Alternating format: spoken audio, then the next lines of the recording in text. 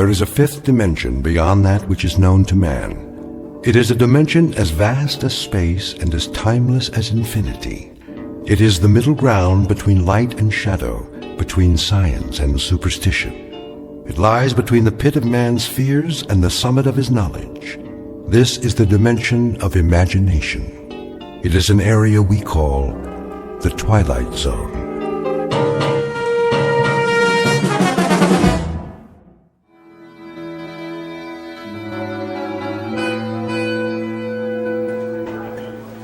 Where is he?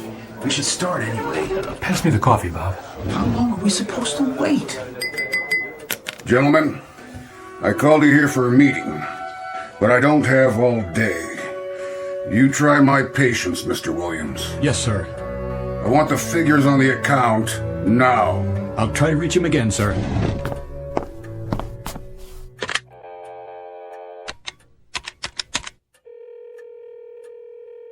Put me through to Jake Ross's secretary.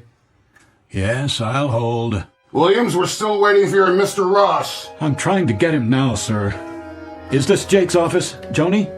Yeah, I'm fine. Mr. Williams! I know he's out to lunch, but there was a conference called for 2 o'clock and it's 2:30. Yes, Mr. Mizrell's office. Where is he? All right, then check. Tell him to get his keister back here fast. Well, where is your protege with the multi-million-dollar automobile account? She's calling around the usual places, Sardi's East to Colony. Don't be an idiot. He's due any moment, sir. Probably stuck at a big client lunch or something. More likely a big martini, or 3, or 4 of them. Mr. Mizrell, I assure you He was too young to put on this account. I told you that, Williams. Much too young for so large and important an account. See? I knew it. Here's Jake now. Message for Gert Williams? Give me that. We have been here now for 34 minutes, Mr. Williams. This is a note from Jake Ross. Would you be so kind as to share its contents with us? I can tell you the sense of it very quickly, Mr. Mizrell. It's Jake's resignation. He's moving to another agency. And he's taking the automobile account with him. That account represented a gross billing of millions of dollars a year. And how many times have you promised it to me? This is as much a shock to me as it is to you, Mr. Mizrell. Don't con me. It was your pet project, yours. And it was your idea to give it to that little college greenie. Get with the program, Williams. Get with it, boy. I'm sorry. So what's left? Not only has your pet project backfired, but it sprouted wings and left the premises. I'll tell you what's left for us in my view. A deep and abiding concern about your judgment. Please. This is a push business, Williams. A push business. Push and drive, but personally, hands-on.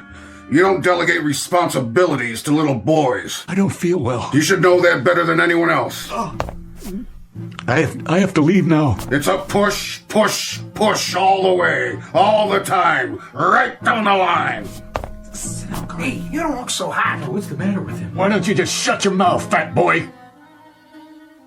And who precisely are you addressing? Who do you think, you ugly, bloated, self-important old...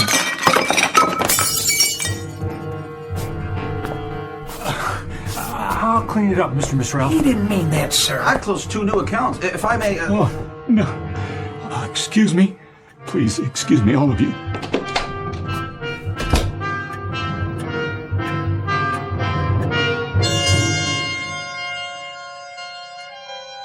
This is Gart Williams, age 38, a man protected by a suit of armor all held together by one bolt. Just a moment ago, someone removed the bolt and Mr. Williams' protection fell away and left him a naked target. He's been cannonaded this afternoon by all the enemies of his life. His insecurity has shelled him. His sensitivity has straddled him with humiliation. His deep-rooted disquiet about his own worth has zeroed in on him, landed on target, and blown him apart. Mr. Gart Williams, ad agency exec, who in just a moment will undertake a desperate search for survival in the Twilight Zone. And now back to our story from the Twilight Zone. A Stop at Willoughby, starring Chelsea Ross, with Stacy Keach as your narrator.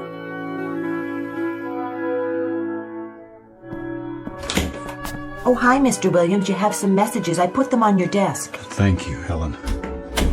Are you okay, boss? Just, let me sit down for a minute. You don't look so good. The ulcer's acting up again. Oh, no. Don't worry about it. I'll be fine. You should take it easy. I can get you some lunch. No, thanks. Sure? Something plain? I think I'll go home early today. Oh, good idea. Well, can I get you anything first? Yeah, Anything at all? a sharp razor. What? And a chart of the human anatomy showing where all the arteries are.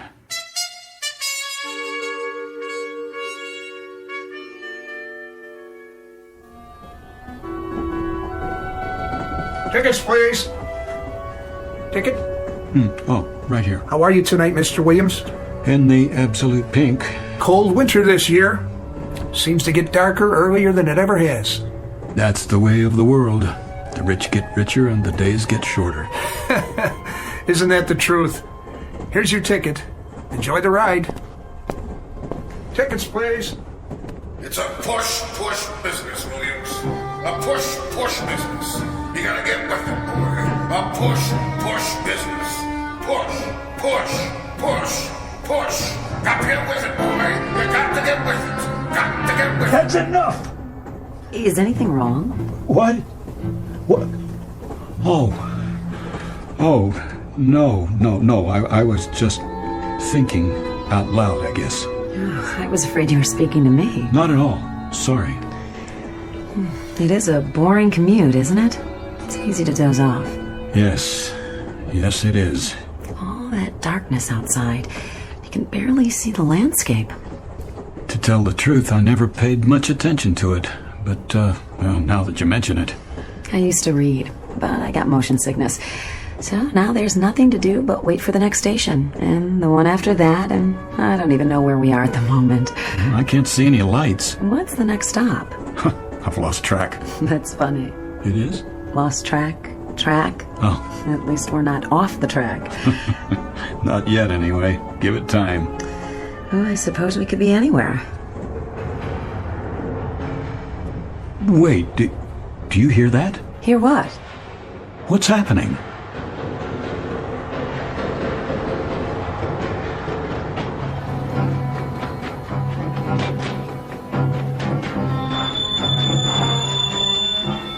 Miss? Where are you? Willoughby! This stop is Willoughby! What do you mean, Willoughby? Where's Willoughby? That's Willoughby, right outside. There's no place called Willoughby on this line. I've taken this train hundreds of times. Where's the woman I was talking to a minute ago? Woman, sir. This car's empty. And the light.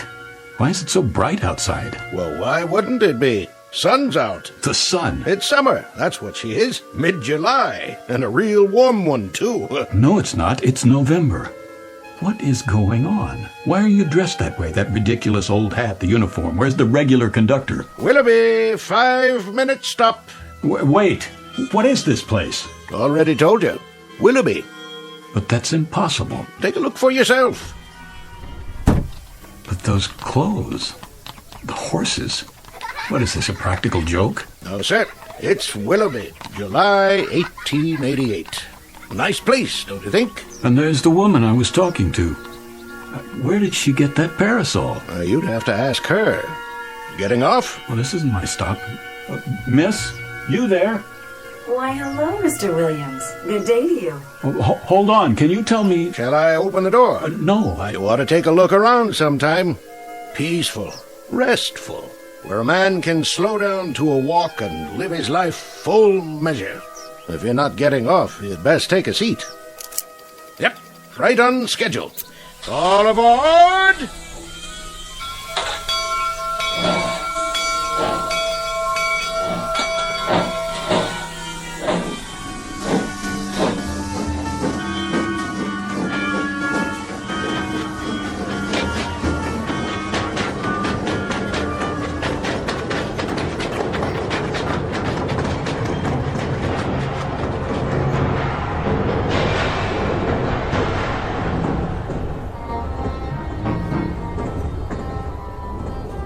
Westport, Saugatuck. Pardon me, sir? What? Oh, what did you say? I didn't mean to bother you, but I didn't want you to miss your stop. Is this it? No, that's all right. You got back on. I did? Oh, I must have dozed off again. I don't blame you. At least you got a little rest. I guess I did. A little rest and an idiotic dream. Why do you say that? Ever hear of a town named Willoughby? I don't think so. Willoughby where? Willoughby, Connecticut, I guess, or Willoughby, New York. Not on this run. Are you sure? There's no Willoughby on this line. Westport, Saugatuck. Next stop.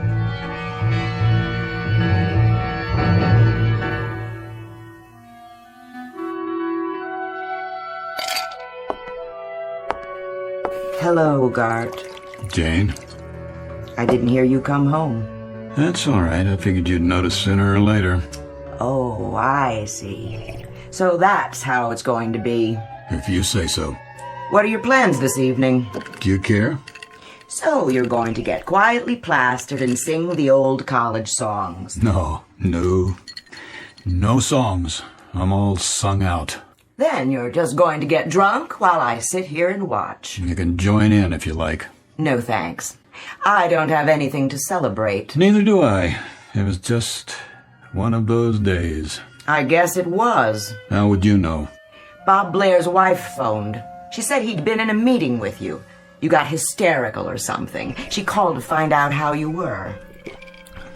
They were all very solicitous, all the boys at the meeting. The kind of free-flowing compassion that spells relief for everybody because it means I'm the victim, not them. That's a big word with you, isn't it?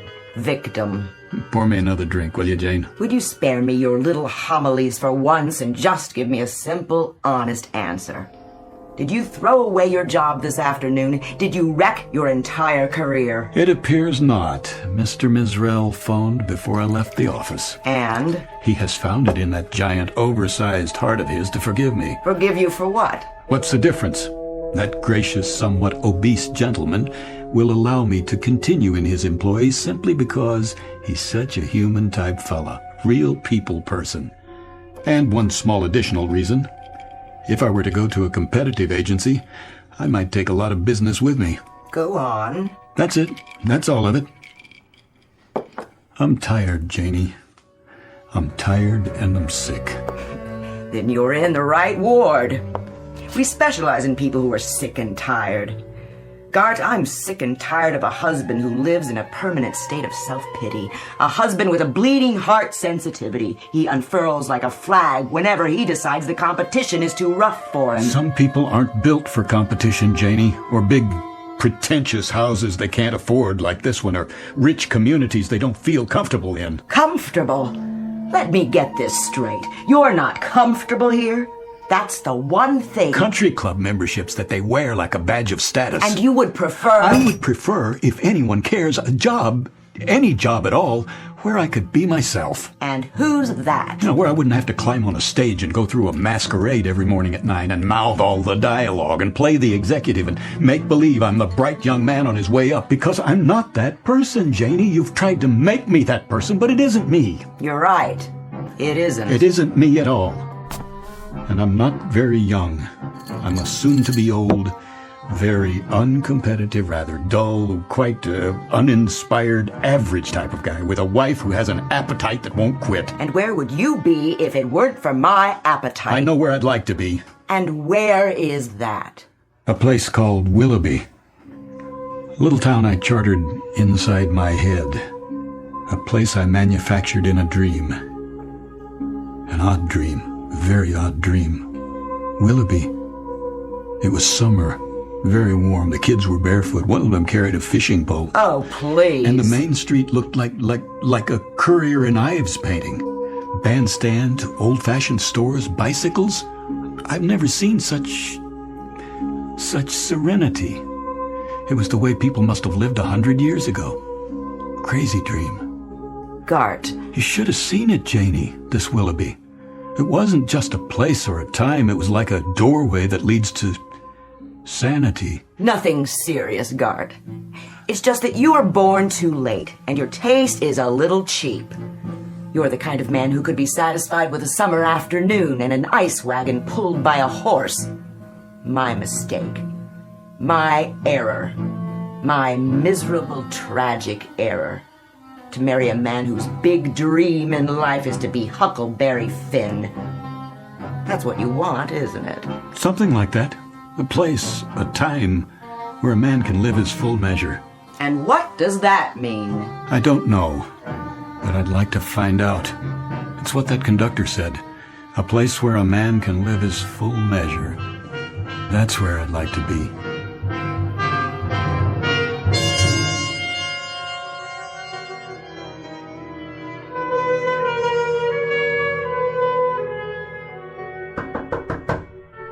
Yes? Mr. Williams, Yes, Helen. you've got a 2 o'clock, a 2:30, and a 2:45. Is that right? So I was wondering, should I cancel the 2:30 or the other one? What? The 2:45. Which? Oh, the 2:30 is the man from the baby food company. He's got an idea for an ad campaign, remember? And the one after that is about the frozen fish account. Tough call, huh? No. Well, I mean, it is.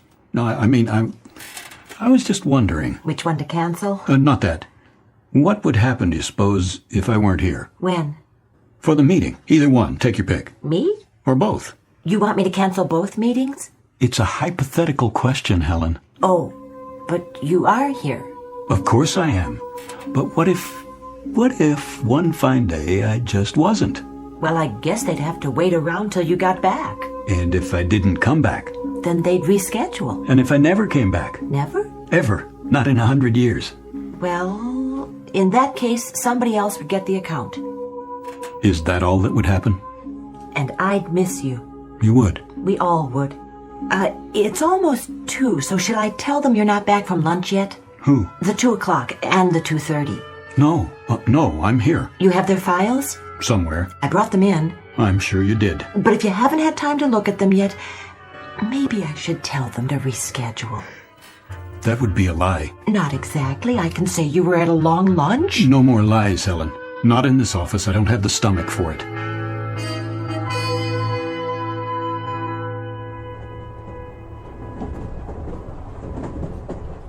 Hello again. It's you. Please, have a seat. You look like you caught up on your sleep. Feeling better? Oh, tolerable. And you? No complaints. It is a bit of a grind, though, isn't it? These long commutes. Actually, I only take this train for the scenery. Some view. The scenic route. If you like miles and miles of pitch-black fields, you can't even see the towns. So there's nothing much to do but grin and bear it. It's an opportunity. It is? For conversation. Do you know, I've never spoken to another soul on this train. They're all so wrapped up in their own melodramas. Misery loves company. So, we might as well be miserable together while we're sitting here. Has to be more interesting that way. Did you ever... What? It's silly. But did you ever want to get off at a stop where you've never been before, just to see what it would be like?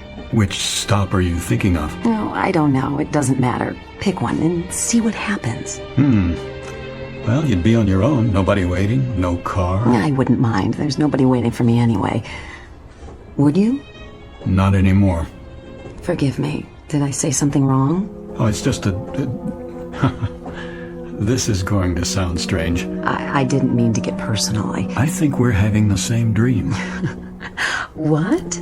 Sharing the same fantasy in a way. Remember the last trip when I dozed off? We spoke and I asked you about the next stop. I was afraid you'd miss your station. You see, I dreamed we came to a station I'd never seen before. You got off as if you lived there. I saw you outside walking around. In the dark? It was a bright summer day.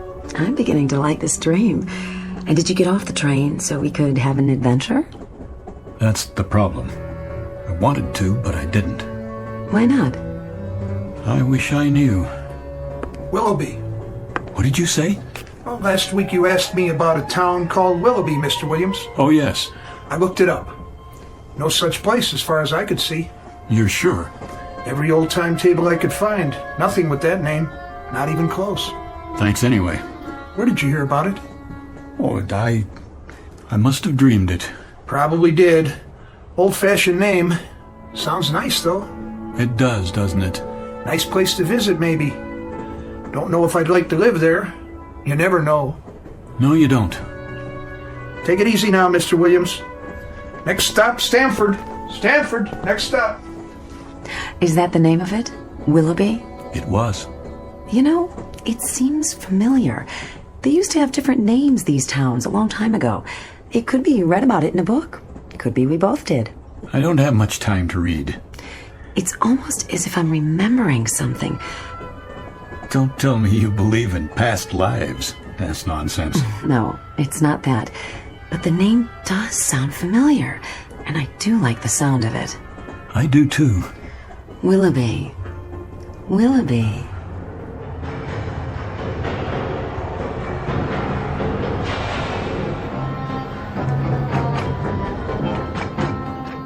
Willoughby. What did you say? Next stop, Willoughby.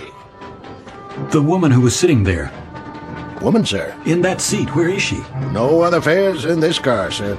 But it was only a minute ago. Good day to you. Day? All out for Willoughby!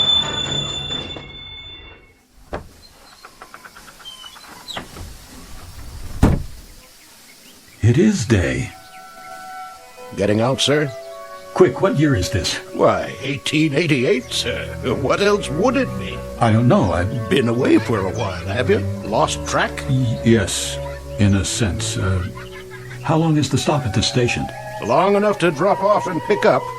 You have a ticket for Willoughby? No, Then you'd best take your seat. Though it is a fine, balmy day. A place where a man can live his life full measure. Yes. Hello there. Hi. You did it. You got off. Of course. This is where I live. It's such a lovely afternoon, and I do believe I'll take a walk in the park with some of my friends. You're quite welcome to join us if you'd like. All aboard! Wait, the train started moving. Goodbye, Mr. Williams. If I could jump to the platform. Oh, no, don't do that. I can make it. Too late. I can make it. Don't. It wouldn't be safe. Another time. Yes, another time. We'll make a day of it.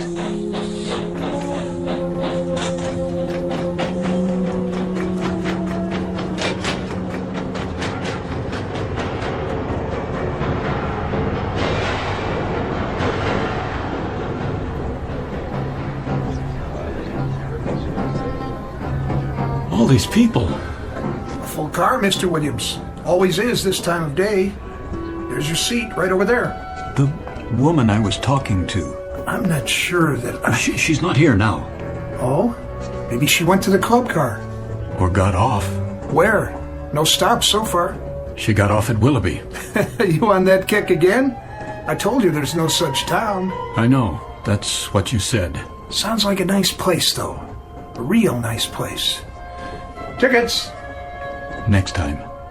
Next time, I swear I'm going to do it no matter what. I'm going to get off it. Willoughby.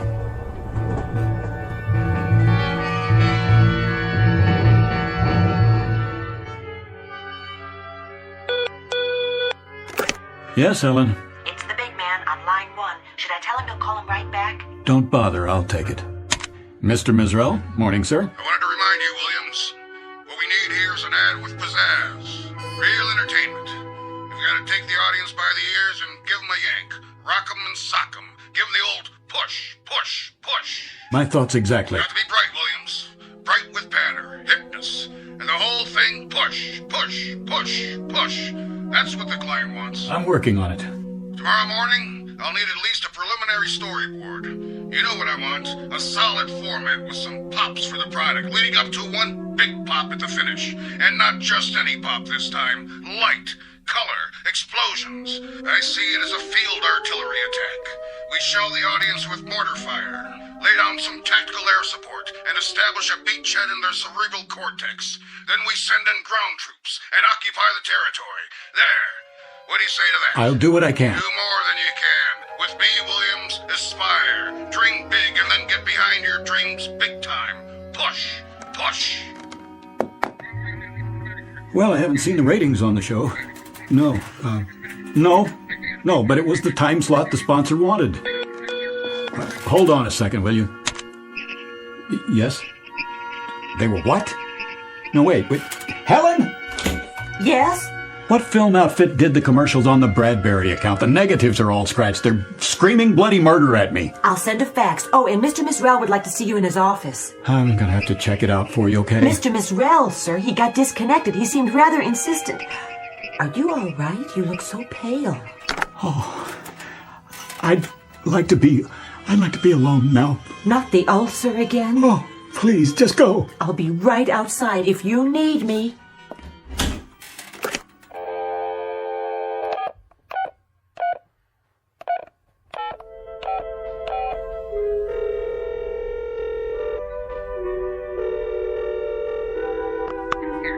Janie, this is Gart, honey.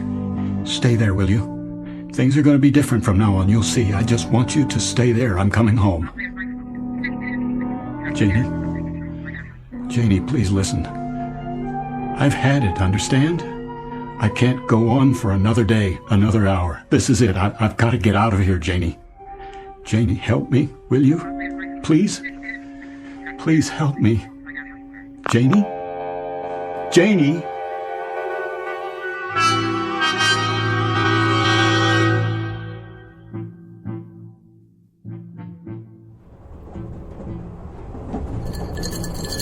Another scotch, Mr. Williams? No, thank you. Pretty empty in here today. Well, that's because it's too early. Most people don't hit the club car till after work. Wait till the commuter run. They'll line up like kids in a candy store. I bet they do. You going home early today, Mr. Williams? Yeah, my wife's waiting for me. Oh, she is, huh? That's nice. At least I think she is. You call her and tell her? That I did. I just hope she got the message. Oh, I bet she did. Gonna take her out for dinner and everything? If she's there. Well, if she's not, you can just kick back and watch the game. Have the place to yourself. You win either way. That's right. I'm the winner, not the loser. That's the way to look at it. Let me ask you something. You know that woman? Which one? She rides the train the same time I do. Except today because I'm running ahead. Uh-huh. What does she look like? Well, she wears an old-fashioned long dress and she carries a parasol. In here? Oh, no, I'm sorry, not in here. That's not what she wears on the train. Only in Willoughby. Willoughby? Where's that? That's just it. I don't know. Oh, forget about it. I don't know what I'm talking about. I just thought she might have come in here. Just till she gets to her stop. Not many women in here today. So I see.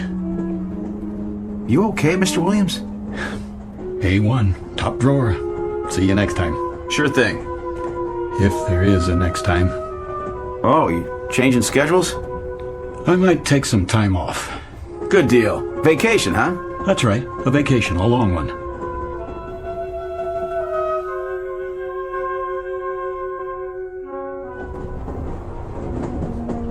Ticket? Hey, you're early, Mr. Williams. What? Decided to call it a day, huh? Yes, yes, you could say that. Well, enjoy the trip. Oh, conductor. Something else? You wouldn't happen to have a light, would you? You want a cigarette? They have matches in the club car. No worse than a drink, I guess, if that's your poison. But you can't light up here. You have to wait till we stop at a platform. Of course. I was just wondering if you could bend the rules this time. It's been quite a day. I need to unwind before I get home. I used to smoke 2 packs a day. Had to give it up, though. Doctor's orders. Right. Said it was cutting years off my life. So I decided to stick around. You want to do that, don't you? Yes. As a matter of fact, I do. That's why I'm going home. There you are, then. I have another question for you. Yeah? That woman, the one I talked to. Which woman is that now? Have you seen her in the other cars? Can't say as I have. Would you take a look? If I see her, I'll let you know. Thanks. I appreciate it. Some people didn't go to work, though. Cold day. Yeah, maybe that's it. Be colder tonight. That's what they say. Looks like snow. You keep warm now. I'll try. Next stop, Stanford. Stanford.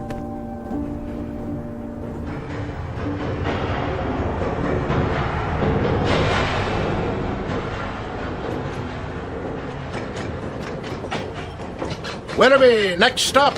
Next stop, Willoughby. This is where I get off. Stop the train. Yes, sir. That's your station, Willoughby.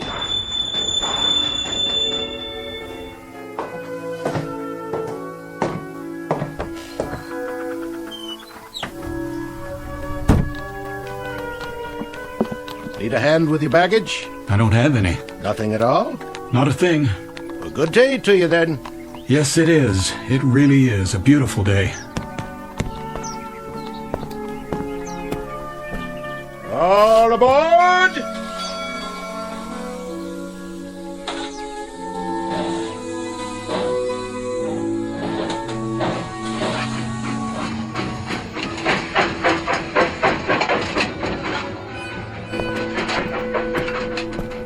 Hi, Mr. Williams. Hi. We're going fishing. I can see that. Catch the big ones today, huh? The biggest you ever saw. Want to come? Maybe some other time. It's pretty hot today. Yeah, we're gonna get a sunburn, then go swimming. That'll be fun. Come on, we got an extra pole, and there's plenty of fish. I'll bet there are. Bye, boys. Catch one for me, okay? Sure.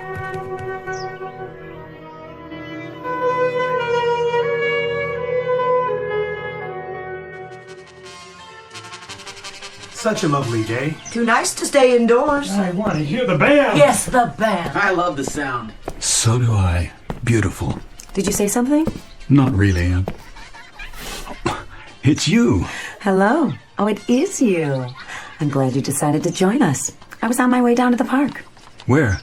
Oh, that's right. You just got here. Come with me. It's not far. I'll introduce you to all my friends, just as I promised. Then they'll be your friends, too. I'd like that. I feel as if they already are. Then later, perhaps we'll take a stroll by the lake. It's truly splendid with the moon and the stars and... I like it here right now, with you. The trees, the stores. The shops are my weakness, I must confess. You've got some wonderful antiques here. Antiques?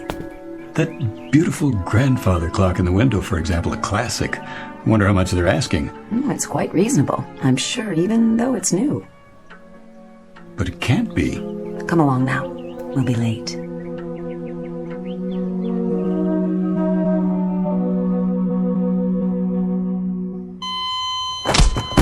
Again. Again. It's no use. There's no pulse. It's a crying shame. He wasn't very old. You say he just jumped off the train? Right here, in the snow, in the middle of nowhere. Never saw anything like it. Poor Mr. Williams. He shouted something, ran out, opened the door, and that's the last I saw of him. Thought he went to have a smoke or something. Now, a heart attack, probably. Yeah, if the fall didn't get him. Well, he must have died instantly then. At least he didn't suffer. Look at his face. Like he's at peace.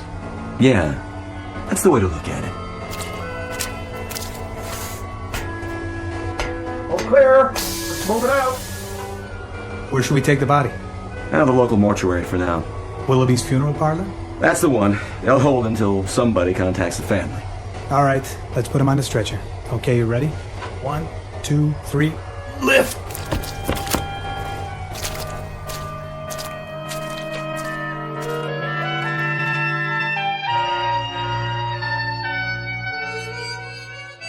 Mr. Gart Williams, who withstood the slings and arrows that come with life in the fast lane for as long as he could bear them, and eventually sought respite for his torment in the only place left open to him, under a gravestone, who climbed onto a world that went too fast for him and then finally jumped off. Mr. Gart Williams, who might now tell us what really awaits us in the great beyond, because this too is very much a part of the Twilight Zone.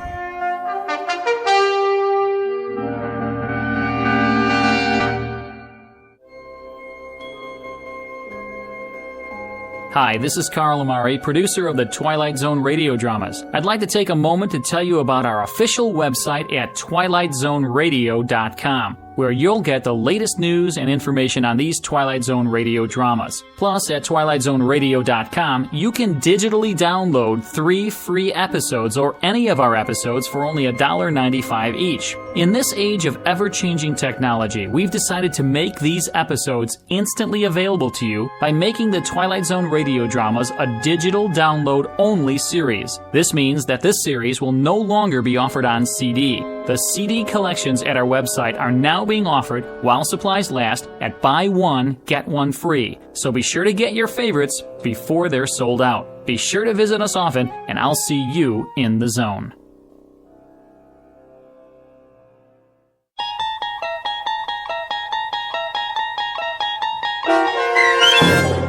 A Stop at Willoughby, starring Chelsea Ross, with Stacy Keach as your narrator, was written for The Twilight Zone by Rod Serling and adapted for radio by Dennis Etchison. Heard in the cast were Rich Komanik, Peggy Roeder, Turk Muller, Lynn Foley, Laura Russell, Tony Castillo, Roderick Peoples, Linda Ryder, Jeff Lupetin, Mike Aljadeff, and Adam Tangway.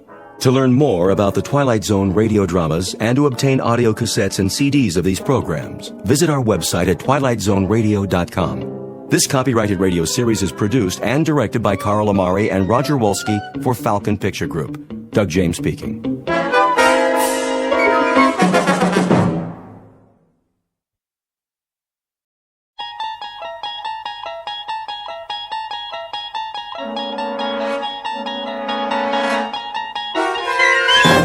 There is a fifth dimension beyond that which is known to man. It is a dimension as vast as space and as timeless as infinity.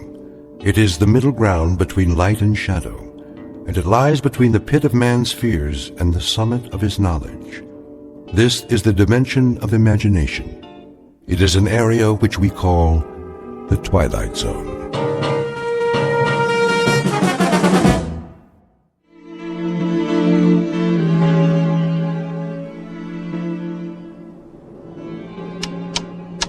Hey, Magellan, how about a progress report? Coming up, Skipper.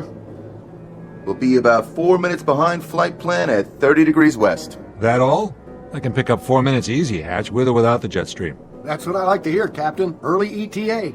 Leave it to Captain Farver, Craig, when you've flown as long as he has. Captain? Yes, Wyatt? Gander wants to know if you intend an altitude change after we pass 30 west. How are the numbers? Got him right here. Look okay, Purcell? Check. Here you go, Captain. Thank you, Mr. Purcell. All right, then. Gentlemen, you'll be pleased to know that thanks to the quality of this aircraft, the fine weather, and my brilliant flying, we'll hit JFK ahead of schedule, as long as our speed holds up. Send it in, Wyatt. Yes, sir. Shannon, copy, Gander. Transocean Flight 33, position 50 north, 30 west, time 1403, flight level 35,000. Estimating 52 north, 40 west, and 2431. Estimating 52 north, 40 west, and 2431. Estimating JFK 1830, endurance 79560. Report received, Skipper. Hey, Janie. Boys? How we doing back there? Oh, the passengers are very content. But on behalf of the flight attendants, we have one respectful request. That you get us to the Big Apple as soon as possible. One's going to the opera. Opera? And 3 in first class have heavy dates. And a 4th, well, she just might be free for dinner with a polite and single crew member, assuming there's anyone like that on board. Hold it a minute. What is it, Captain? Did you feel anything? Feel? What do you mean, Skipper? I don't know. Thought I felt something. Something funny. Like a sensation of speed. I can't put my finger on it. Guess it's my bones. I must be getting old. True airspeed 440, Skipper. We're level. Do you suppose we picked up a tailwind? Maybe. Those jet streams are tricky, but it's that crazy feeling I can't shake. You can't feel a tailwind. But I feel something. Checking the instruments. Everything looks fine. Magellan, give us a speed check with your Loran. Right. I'd better do it again. What's going on? Skipper, Loran indicates a ground speed of 830 knots. I've never heard of a tailwind like that. Check it again. Wyatt, see if you can raise OSV Charlie air defense radar. Ask them to give us a fix and check our ground speed. Magellan, you sure about the Loran? Skipper, I'm not only sure, but we're still accelerating. 980 now? 1120? 1500? God in heaven, I can't keep up with it. Wyatt, anything from air defense? No, sir. 2100. I hope the wings stay on. They will. Don't worry about the wings. Just watch that true airspeed. Ground speed means nothing. We must be in one lulu of a jet stream. Magellan, my needle just reversed on Gander Omni. How could we get past Gander? Give me a fast position check. Skipper, we are past Gander. We must be doing 3,000 knots. Try to raise Harmon control. If you can't, try Moncton or Boston. At this speed, you might as well try Kennedy. Transocean 33, Harmon Control, come in, please. Harmon, please acknowledge. Transocean 33, Moncton. Transocean 33, Boston Control, come in, please. Transocean 33 to Kennedy Control. Can you hear us, please? No soap, I can't raise anyone.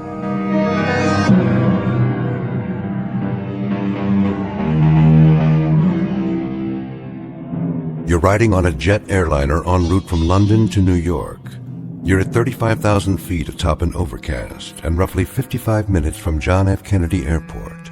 But what you're witnessing inside the cockpit of this plane is no reflection on the aircraft or crew. It's a safe, well-engineered, perfectly designed machine.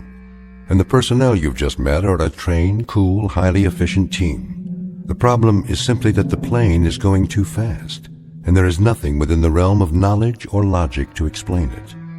Unbeknownst to passengers and crew, Flight 33's Odyssey will carry it to an uncharted region, well off the beaten track of commercial travelers. For you see, it's moving at record speed now, and heading straight into the Twilight Zone. And now, the Twilight Zone, and our story, The Odyssey of Flight 33, starring Daniel J. Travante, with Stacy Keach as your narrator.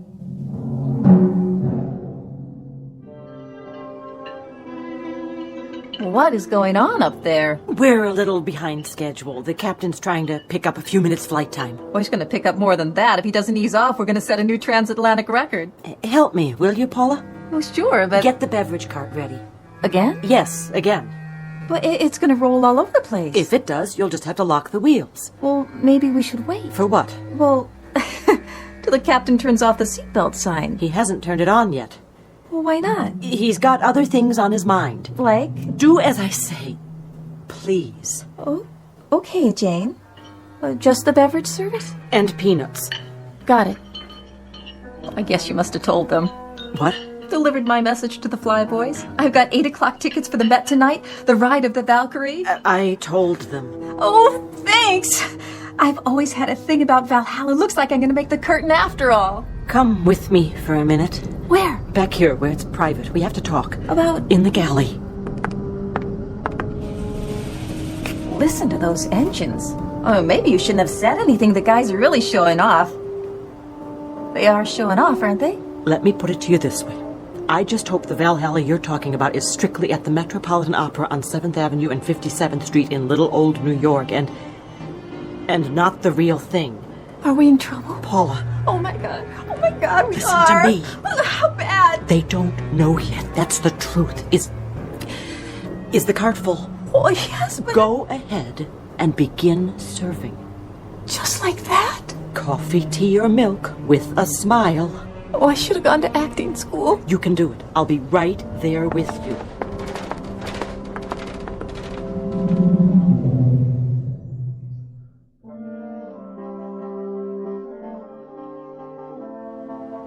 You know, you talk about ailments. I don't believe I was, actually. I had an aunt once in Boise, Idaho, who had one of the worst livers in the history of the state. When that woman passed on, rest her soul, would you believe it? What, pray tell? There were 5 medical associations bidding just to put her liver on display in a bottle, but her mother, that's my father's sister, she absolutely refused to let them show it. And it's like I always said to my late husband, what did you say you were in the Air Force? RAF, madam. A captain.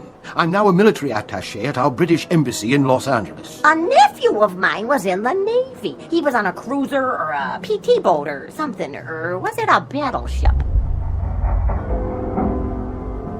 I say, did you feel anything? Well, I was a little queasy when we took off, but my late husband used to say that I had a stomach like a... That's odd. A lot of people have queasy stomachs. I have what they call... Quite odd, really. I had a distinct sensation of rapid acceleration, I should say. Well, here we are. This train is for you, ma'am, and this one is... Got a case of the nerves, miss? Oh, I'm meeting someone in New York. My boyfriend. I don't want to be late, so I'm kind of, nervous.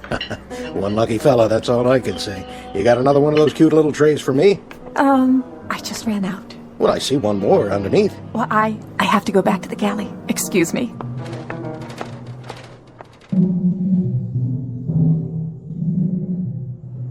Repeat, Transocean 33. Anybody? What about it, Wyatt? Not a thing, sir. Either they're off whack, everybody out there, or we are. Check your equipment again. I've checked it 4 times. Knock it off. We'll just have to bullet through and see if anything... Did we hit something? Check for damage. What was that flash? Did we get hit by lightning? Numbers 3 and 4 are still on the wing. They look okay. I can see 1 and 2. Everything seems to be in one piece. Purcell. Yes, sir. Go aft and check for any cabin damage. Report back as fast as you can. I'll get on the horn and calm everybody down. That light, that crazy light. And all the shaking. Turbulence? I doubt it. It's more like a shock wave. As if we'd gone past the speed of sound. You mean we hit Mach 1? We broke the sound barrier? We didn't get any Mach 1 warning. We probably wouldn't. Not with a true airspeed of only 440. Magellan's last speed fix showed 3,000 knots. We could have broken some kind of barrier, but not any I've ever heard of. Magellan, can you give me a Loran fix now? Whatever that bump was, Skipper, it knocked out everything. Loran's inoperative. Altimeter and rate of climb steady. Skipper, I still can't raise Gander or Moncton or Boston. Either they're off the air or we are. Or both. Hatch, give me a sun fix. I'll need a heading from JFK for my last known position. If we can't raise anybody, we'll have to go down and establish visual contact. Skipper, we can't do that. We leave this altitude and we'll land smack in the middle of 20 other flights. Sooner or later, we're going to have to find a landmark or go VFR. With no radio contact, we're like a deaf and dumb man. But as long as we stay up here, we're even worse off. We're also blind. No damage aft, Skipper. Everybody's, well, scared. Ours not to reason why. Into the Valley of Public Relations. Hand me the mic. Ladies and gentlemen, this is Captain Farver speaking. I want to assure you that everything is under control and that there is no danger.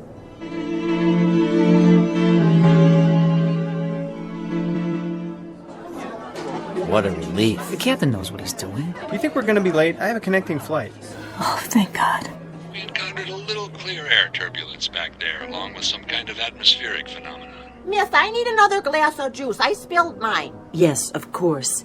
I just got this dress for the trip, and now... Dear lady, will you kindly listen to the captain? There's been no damage to the aircraft except for some temporary malfunction of our radio. We'll have that fixed in no time. Is it true? Paula, would you get the lady a new glass of juice, please? I repeat, there's no cause for alarm. We'll keep you posted.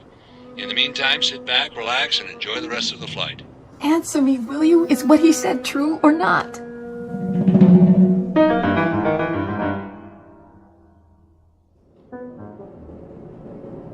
That should hold them. For now, maybe, but don't bet on it.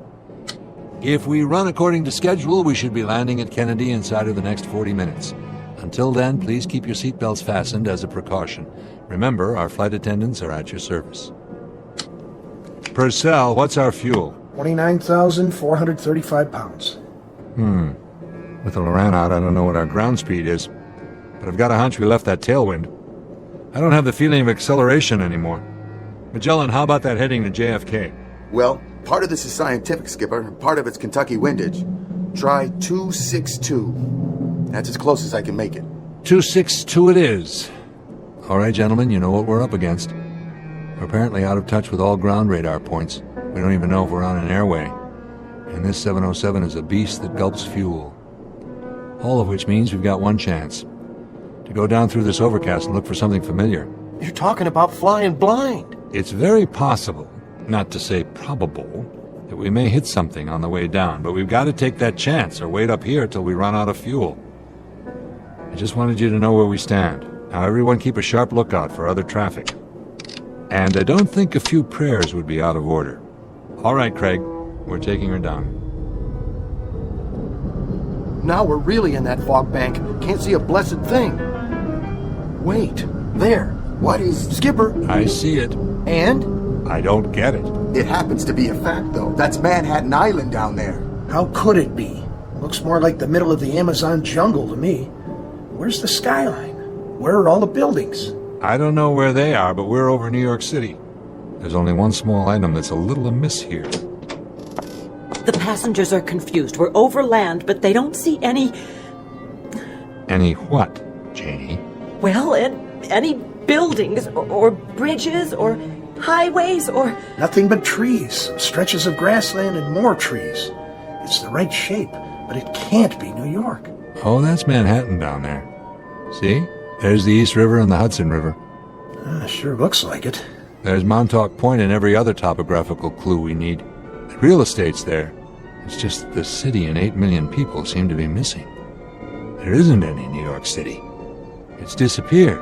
Come on, boys. You're joking, right? Skipper, verify something for me, would you? And in a hurry. Look, It's just not possible. The bringer of thunder. What? Down there, right below us, in the middle of all that foliage. You see it moving? All I see is a jungle. That thing there, the one that just pulled up a tree like a toothpick and ate the top off it. I've seen him in picture books. That's a brontosaurus. Been extinct for, say, 150 million years. That, my friends, is the largest dinosaur that ever walked the earth.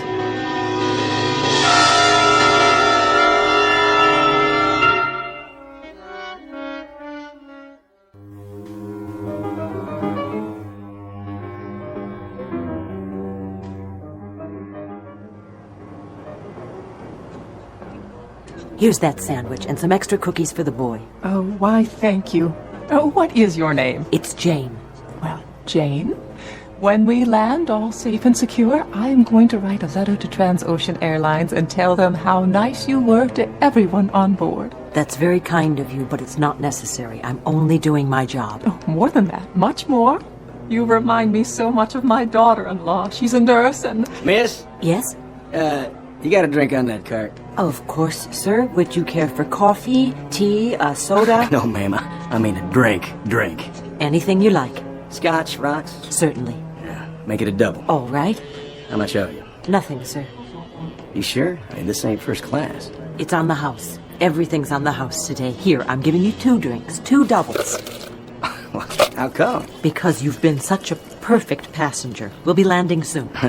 Not that soon. I don't see the city yet. You should buckle up anyway. Yeah, sure.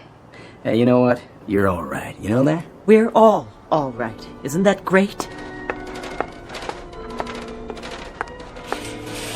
So what's the score? I mean, we've been circling for 5 minutes now. They said they'd let us know not to come in. Well, that sounds promising, doesn't it?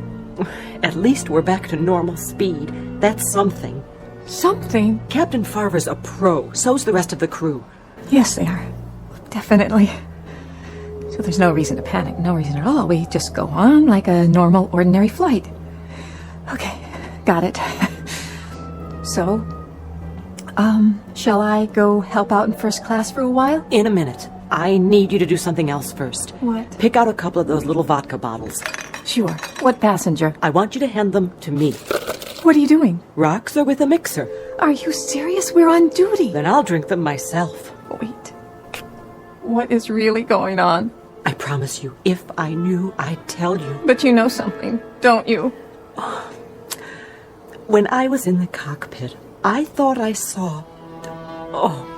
Paula, did you happen to look out a window a few minutes ago, right after we leveled off? Why? What did I miss? They were all looking down, and I looked with them. I wish I hadn't, but I did. Oh, is it one of the engines? It's not the aircraft. Well, then what? That's the trouble, Paula. I don't know.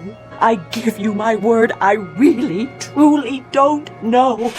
Excuse me, ladies. I'm sorry, sir, but this area's off limits. I know, but you'll see... If you were looking for the restroom, it is at the other end of the aisle. No, you see, it's just that... Are you quite sure your pilot knows what he's doing? Absolutely. Captain Farver's the best there is. In that case, why has he announced an arrival at Kennedy when we're nowhere near that location?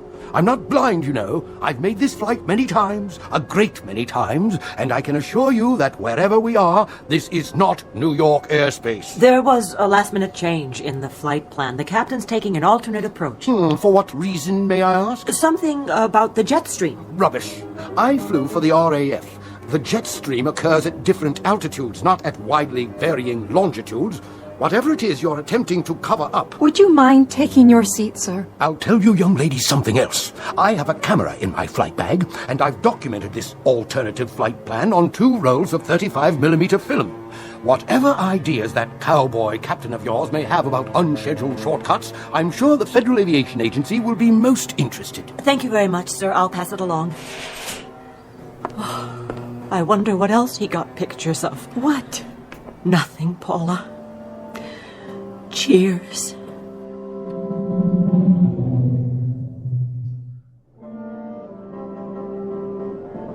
What do you think now, Skipper?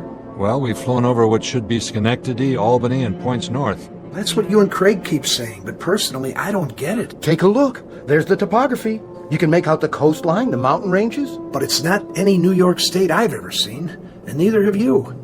Admit it, Captain. It looks like some kind of forest land, and it just goes on. And there's still no sign of life. Except for that thing with the long neck and the teeth. From here, I made it to be about 5 stories tall. It was a brontosaurus, no doubt about it. Listen to you. Listen to us all like it was something people see every day. Nobody's seen anything like that for 100 million years. Longer than that. So here we are, talking away like rational human beings. Craig. Yes, Captain? Ever hear of Occam's razor? That rings a bell. Don't tell me. Is it what we're going to hit next? Wait a minute. I think I remember. From science class. He was a mathematician. Right. He came up with a principle, a way of thinking. Which is? In a nutshell, it was this. When you look for a scientific explanation, say for something that doesn't seem to have an explanation right off, you should go for the simplest answer that accounts for everything. All right. I got it. This is all a dream. I'm dreaming. I'm in a hotel room in New York with a big soft bed. I'm going to wake up any second now. Or you can't wake up, because, see, you're already dead. You died in your sleep. We all did. We just don't know it. You're not listening. I said the simplest answer that accounts for all the facts. That means everything that's happened. There is no way to account for it. All right. What if I said we were swallowed by a whale like Jonah? Would you buy that? No, because whales live in the ocean, not the air. Unless we already crashed in the Atlantic and didn't notice. Pretty big thing not to notice. Exactly. Or could we say we've been swallowed by a flying saucer, and this isn't even the Earth anymore? Flying saucers don't have throttles and altimeters and 400 people in the cabin. And flight attendants like Janie. How do you know? Been on one before? Now you're catching on. Those aren't the simplest answers. You don't buy those theories any more than I do, because they're too much of a stretch, an unnecessary one. It's always possible that they could turn out to be true, but why make such a big jump? You see what I mean? Captain, I'm not real big on science fiction. Why are you telling us this? Because I thought about it, and I came up with a theory myself. A surmise based on everything we know. That I'd like to hear, because I'm flat out of answers myself. I'll give you my surmise then, gentlemen. You may want to truss me up with ropes when you hear this. I doubt that, Captain. You got more flight hours than all the rest of us put together. Keep an open mind. It's the only single rational explanation I can come up with to account for everything that's happened so far. Even the special effect monster back there? Even that. All right, let's hear it. Here goes. The bumps, the acceleration, what we saw with our own eyes. All of us, remember. Everything we absolutely know to be true. There isn't any way to explain all that. Isn't there? Take a look at what we've got to work with. Go ahead. Somehow, in some way, we not only broke the speed of sound, we must have broken some other kind of barrier as well. What other kind is there? We've gone back. Back in time. And you're telling me that's rational? Think about it, all of you, and then tell me if you can come up with an alternative. If you can, I'd like to hear it. Okay. Just for the sake of argument, say you're right. Where does that leave us, Skipper? And what are we supposed to do about it? Skipper, fuel is down to 19,000 pounds. That's about what I estimated. Not much. You know, I've stared at these instruments till I know every number by heart, but it doesn't do me any good. Because without a theory to act on, nothing changes. All this is still impossible. And the clock is ticking. And we're stuck up here, waiting for radio contact or visual confirmation till hell freezes over or we run out of fuel. And guess which one happens first? At which point we set this baby down in Adventureland, without enough clear ground to stop. And we break in half. So, let me get this straight. What you're saying is... What I'm saying is, when you don't have anything else to fall back on, pick the best damn theory you have and act on it. Because that's the only chance you have, even if it's a slim one. Not exactly good science. Too many unknowns. But when the choice is between slim and none... So what do we do about it? We rev this baby up till she's going as fast as she can. We climb until we hit that jet stream, and then we try to follow the same flight plan, and I mean exactly, and go back to where we came from. Is that all? Our instruments are functional. The only thing that's wrong with the radio on the Loran is that nobody's down there to hear us or send up a signal. It's a long shot. It's the only shot. You got a better one? No, sir. Then let's do it. 700 knots. 780 knots. 800. 900 knots. Skipper, I don't know if we're going to make it. Throttle forward. What are you doing in here? Hang on, Janie. Whatever you're doing, stop before you kill us all!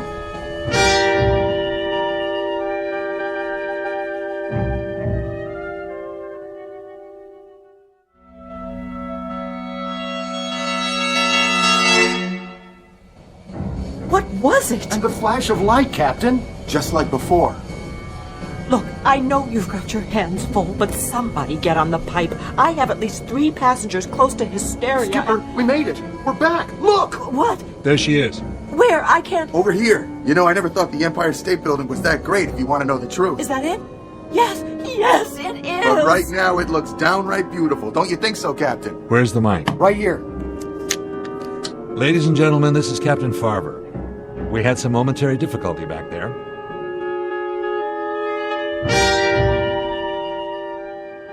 But as you can see, we're now over New York. We should be landing in just a few minutes. Thank you all for bearing with us. Bravo! He did it. I haven't prayed since down on my knees and Hey, look, the Statue of Liberty. It's right down there. Kiss the ground. Oh, May, I must have dozed off. Did I miss anything? In a word, madam, dear lady, yes. Well, sometimes I just have to rest my eyes for a second or two. You know how it is. Quite. These seats are awfully uncomfortable, though, right in the small of my back. My doctor said I should never sit in one position for this long. He told me, next time I won't fly, I'll take the train. Miss, you never brought me an extra pillow like I asked. Didn't you hear me? I distinctly remember saying... Here, ma'am. Take all the pillows you want.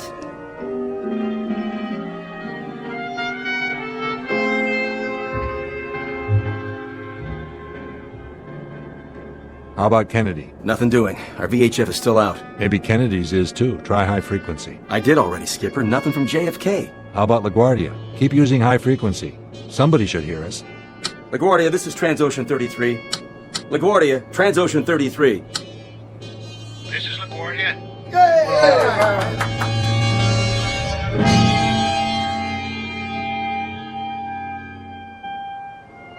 Oh, thank God. The boys had me going there for a while. Oh, I want to take a hot bath, then sleep for 12 straight hours. Oh, I wish I could do that. Oh, no. Are you on turnaround? Oh, no, it's not that. I thought you had your layover back at Heathrow. I did. You know, it's these time zones. I set my clock for London time, but I wake up on Eastern Standard. You ever try to order breakfast in the middle of the night? You get used to it. I know. Catch your Z's whenever you can.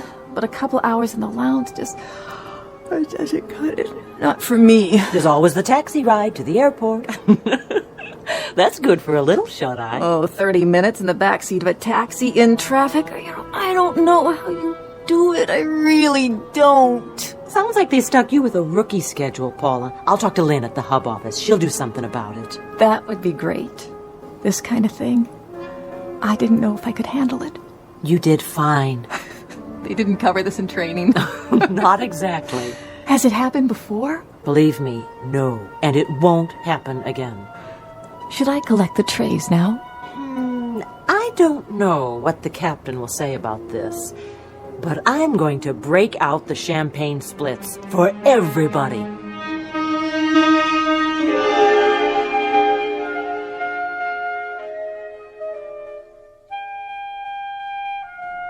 Wyatt, try for radio contact. Yes, sir. This is Transocean 33, LaGuardia. We're on the northeast leg of the LaGuardia Range, and both our ILS and VOR appear inoperative. Request radar vector to JFK ILS. Nothing, sir. Keep trying. Transocean 33, LaGuardia. What are you, wise guy? You like what? I got a live one. Yes! All right. A radar vector to Kennedy ILS. Can you do that little thing for me, LaGuardia? If it's not too much trouble, because you'll never, ever know how good your voice sounds to me right about now. What flight did you say this was? Transocean 33. What's the matter? Come on, LaGuardia. Quit fooling around. We're low on fuel. Transocean Airlines? What kind of aircraft is this? This is Transocean 33, a Boeing 707. You heard of that? Did you say a Boeing 247? Let me handle it. Be my guest. This guy's a hard case. LaGuardia, this is a Boeing 707. Don't give us any of this 247 jazz. You're a few decades behind the times. This is a 707, LaGuardia. A jet. 4 big, lovely Pratt Whitney turbines. Only they're getting hungry. We're low on fuel, and all we want is a radar vector to Kennedy. Now, do you have us in radar contact, or don't you? I don't know who you guys are, but we don't know anything at all about radar or jets or anything else like that. But if you're really low on fuel, we'll clear you to land here. Well, aren't you the generous one? Hey, don't go to any trouble on our account. Captain, the approach chart says their longest runway is less than 5,000 feet. Should we take a chance? Transocean 33, you're cleared to land on runway 22. Altimeter 2988, wind southward 10 miles per hour. The captain is to report to the CAA office immediately after landing. Roger. We'll stay in touch. CAA? Why, they haven't called the Federal Aviation Agency the CAA in more years than I've been flying. What do you want to do? All right, Craig, we're bringing her down. If you say so. It'll be like landing in a phone booth, but... Captain, circle again, will you? Why, something wrong? Take a look. What is it, Hatch? What are you? Still New York, all right. Will you take a good look? What are those 2 structures? Where? Those buildings right under us. Skipper, do you know what they are? Do you? I know exactly what they are. The Trilon and Perisphere. The who? I saw an old newsreel about it. They built it all and tore it down a long time ago, before I was born. But there's no doubt. That's the New York World's Fair. The 65 World's Fair? They must have left some of it standing. Funny, I never noticed it before. Not the 1965 fair, the one before that. But that was in 1939. I know they tore that one down. They did. So that means we're in 1939. We came back. We did it. We came back, but dear God, we didn't come back far enough. We can't land. We can't land at LaGuardia, not in 1939. We've got to try again. What about the passengers? I think we'd better let them in on it. What choice do we have? We owe them the truth.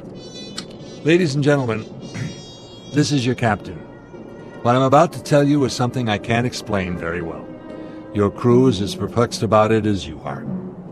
But if you look out on the left-hand side of this aircraft, you'll see directly below you an area that was once called Lake Success, and those buildings down there aren't the United Nations. They happen to be...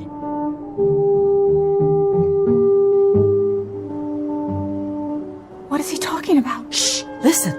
They happen to be the New York World's Fair. That man's gone crazy. He shouldn't be flying an airplane. Madam, would you kindly not? What I'm trying to tell you is that somehow, some way, in some manner, this aircraft has gone back in time, and it's 1939. We're going to try to increase our speed and go through the sound barrier, or time barrier, whatever it is, the same as we've already done twice before. I don't know if I can do it. I don't even know that we have enough fuel, but I ask you to remain calm and pray.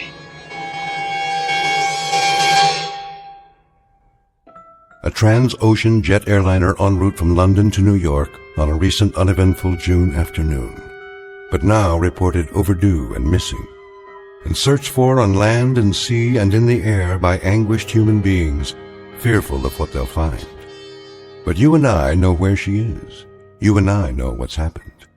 So if at some moment, any moment, you hear the sound of jet engines flying atop the overcast, engines that sound searching and lost, engines that sound desperate, shoot up a flare or do something, anything that might help the men and women aboard Transocean 33, all of them still trying to get home from the Twilight Zone.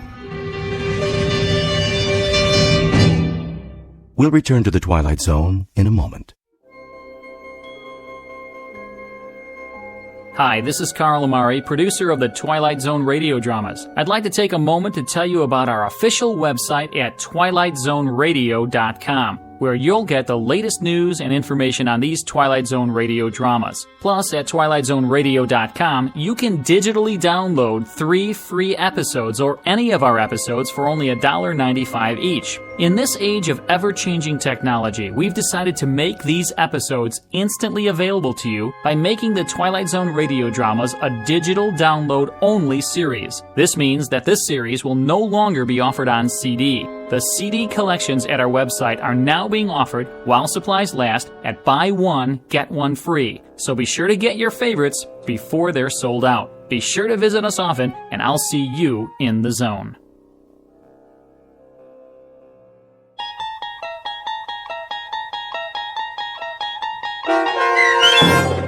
Odyssey of Flight 33, starring Daniel J. Travanti, with Stacy Keach as your narrator, was written for The Twilight Zone by Rod Serling and adapted for radio by Dennis Etchison.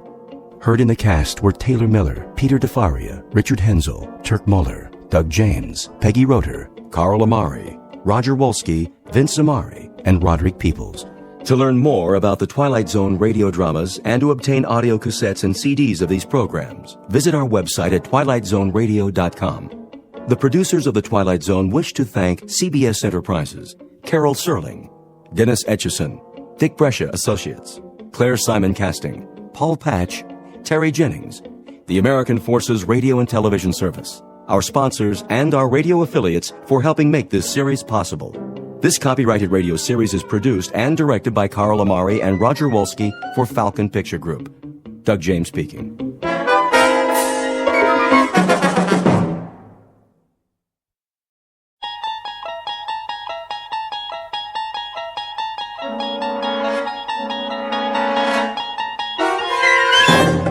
There is a fifth dimension beyond that which is known to man. It is a dimension as vast as space and as timeless as infinity. It is the middle ground between light and shadow, and it lies between the pit of man's fears and the summit of his knowledge. This is the dimension of imagination. It is an area which we call the Twilight Zone.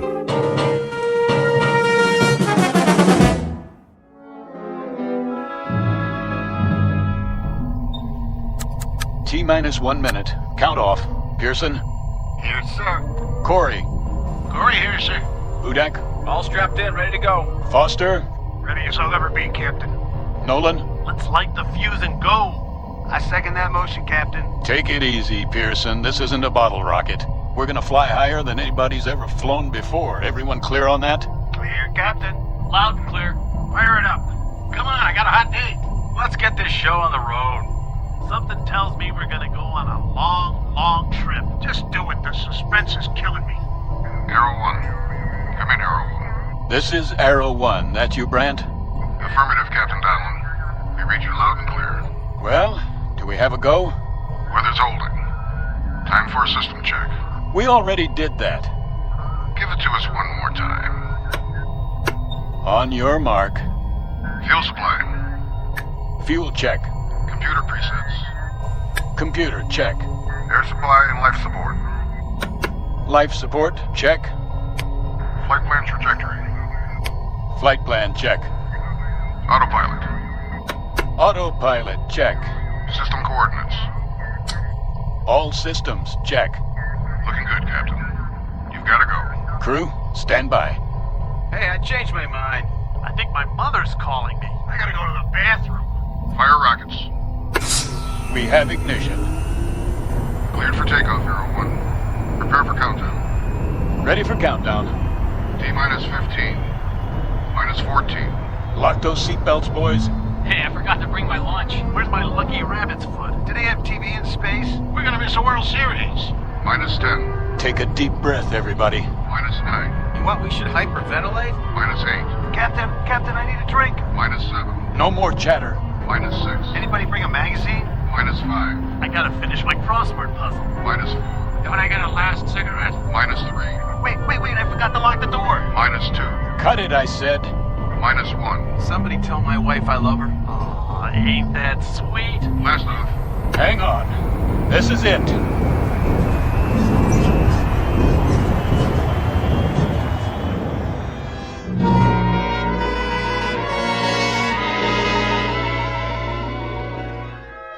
Her name is the Era 1. She represents 4.5 years of planning, preparation, and training, and 1,000 years of mathematics and the projected dreams and hopes of not only a nation, but a world. You might say that all of human history has led to this point, with man poised to take one giant step off terra firma and into the void, the unknown that lies beyond the safety of the nest. Because she is the first manned craft aimed into deep space, beyond the moon to other worlds that until now have been the exclusive province of science fiction writers and those given to imagination without bounds. For her hand-picked crew, this has been the ultimate countdown, the last few seconds before humanity takes its best shot and fires a tall silver arrow into the air. But you know the saying about the best laid plans of mice and men. In just a moment, this ship will veer off course and into a region not on any star map for an unscheduled landing in the Twilight Zone. And now, The Twilight Zone and our story, I Shot an Arrow into the Air, starring Chelsea Ross, with Stacy Keach as your narrator.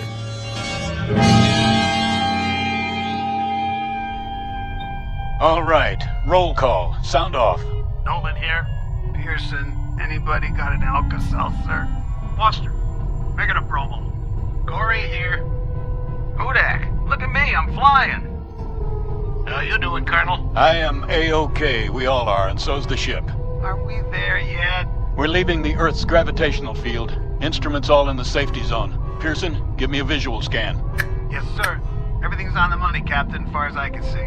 Cabin pressure? 1.19, sir.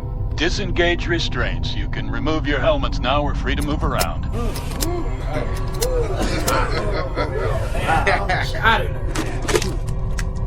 I feel more like I do now than I did when I got here. Nolan, switch on the view screen.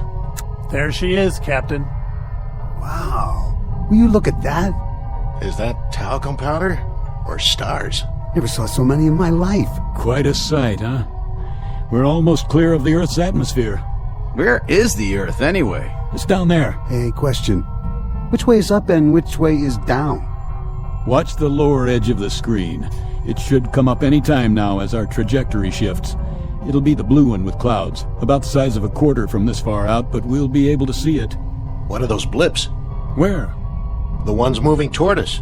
We've entered the asteroid belt. But don't worry, they're miles apart. The odds of hitting one are infinitesimal.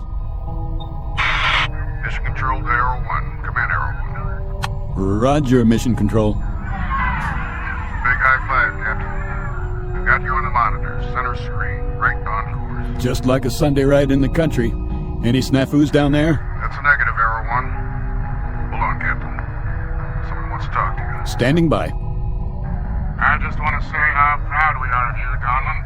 You and the entire crew. That you, General Langford? That's right, Bob. How does it feel to make history? I couldn't say, sir. We're only doing our job. Sure you are. You make it sound so simple. The President will be sending you a live message at 1400 hours. Till then, keep your eyes on the prize. I can't express how proud I am of all of you. Thank you, sir. First, keep space. Every American... What's that, sir? You're breaking up. I say, in the world. First, broke. General, we're losing you. What's going on? Some kind of interference. Look, Captain. What? The stars are moving. We must be turning. Not this early. Did you punch in a course correction? No, I didn't. General Langford, we have rotation here. Till then, signing off. Wait, the ship is yawing. That's not part of the flight plan. Happens to your course. Up the speed, get steep. Get back in your seats. We're turning faster. Now! Captain, what's happening? I said strap in. What about you? I'll try for a manual override. Captain, we're spinning. Lock your belts. Can't get in the chair. We're going into a dive. Zero G's. Hold on. and pray.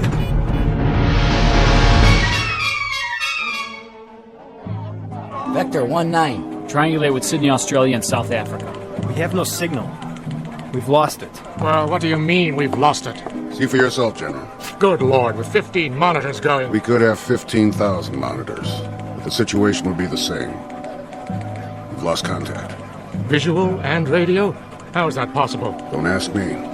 She's off her vector path, clean off the radar screen. Just gone. Completely gone. When did you first lose contact? A few minutes ago. There was a short period of heavy interference. What kind of interference? Probably solar. Some kind of sunspot activity. We haven't been able to identify it yet. In any case, when it was over, the contact was broken. Couldn't a change in their course account for that? The course was preset. The captain wouldn't change it without notifying us. Bob Donlin's a solid officer. And even if he did change course, the automatic tracking system would have been activated. It would show up here on the board. So a ship with an 8-man crew just disappears like a puff of smoke. 1 minute she's there, the next minute she's gone. That's not the worst part. What do you mean? Until we regain contact, if we do, there's not a thing anybody can do for them. I shot an arrow into the air. It landed I know not where. What say, General? A nursery rhyme for the age of space.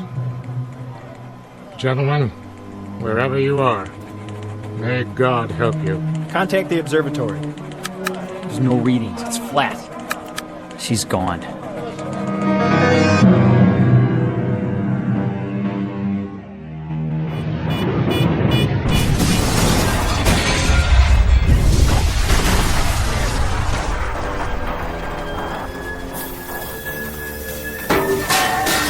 Captain Donlin?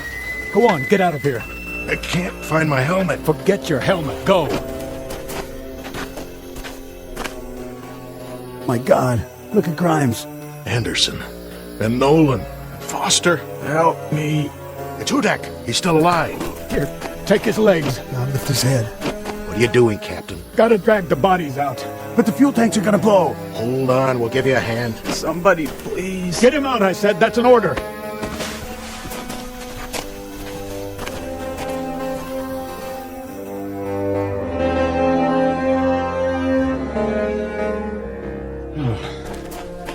I think that's all of them. That's all of them, Captain. All right. Now check the forward hold. The fire's spreading. We have to try and get the supplies out. Yes, sir.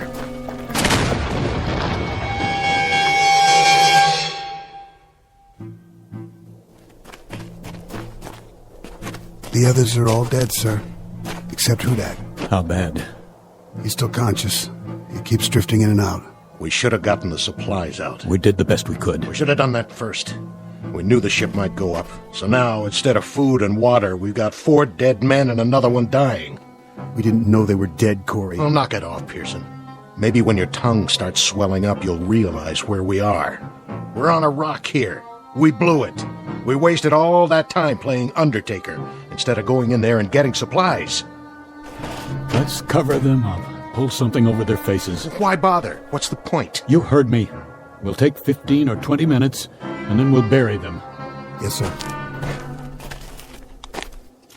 First entry, log, Arrow 1, Captain R.G. Donlin commanding. The first leg of the flight went off without incident. Now we have crash-landed on what appears to be an uncharted asteroid. Cause of malfunction and ultimate crash, unknown. We lost our course, the electrical system went out, and there was an explosion. That's all any of us can remember. Any of us, being Flight Officers Corey and Pearson, and Navigator Hudak, who has been seriously hurt, and myself. The rest of the crew are dead. There's very little left of the ship. The radio is gone, the bulk of the supplies were destroyed in the crash, and as of this moment, there is little certainty that we have been tracked and our whereabouts known. Begging the captain's pardon. What do you think you're doing? This is no time to write your memoirs. Stand down. Listen to me, Corey. We're in bad shape, but we're still a crew. As long as we're a crew, there'll be discipline and there'll be protocol. And until I'm lying in a hole like the rest of those poor devils, we'll operate from the book. Got it? I got it. Now give me the recorder. Go over there by the rock and sit down. Continuing this log entry. Commander Donlin, it's hot, see? It's very hot. Thank you for the information, Corey. And that makes it hard to think. So if you're going to expend all that energy, use it to figure a way out of here. A way to get back home. A way to let them know where we are. Corey, you stay out of this. You heard him. Go over there and sit down. You've got a bad cut on your forehead.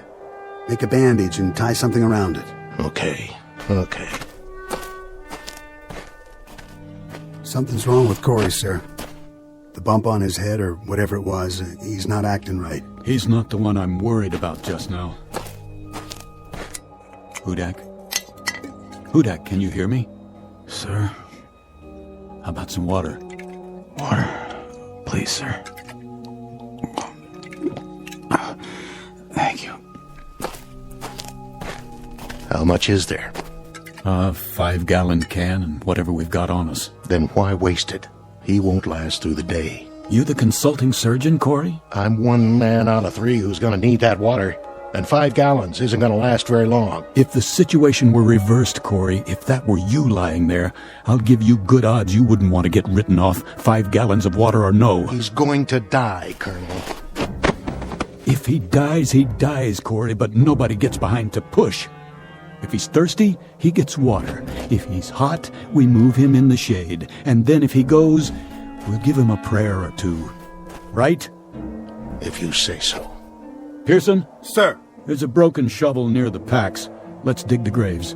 I'll relieve you in 5 minutes, then Corey here will relieve me. Right away, sir.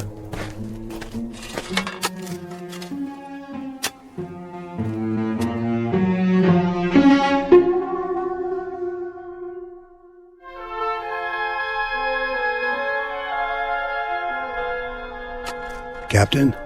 Yes, Pearson? That's odd. What is? The sun. Don't you think that's odd? The size of it, I mean? What, the size of the sun? It's hardly any different than we knew it on Earth. Same kind of star and almost exactly the same distance. Which means that whatever asteroid we've landed on is close to the Earth. How close? Pick a number. That's how it is, huh? 100,000 miles, 200,000, maybe more, a lot more, who knows. Hard to say after we've blacked out. But wherever we are, it's a cinch it isn't heaven. We can count on that. Yeah, I guess we can. Unless it's the other place. We can count on this, too. We've got maybe 6-7 gallons of water and food concentrates for about 4 days. And that's it. So we'd better make our plans with that in mind.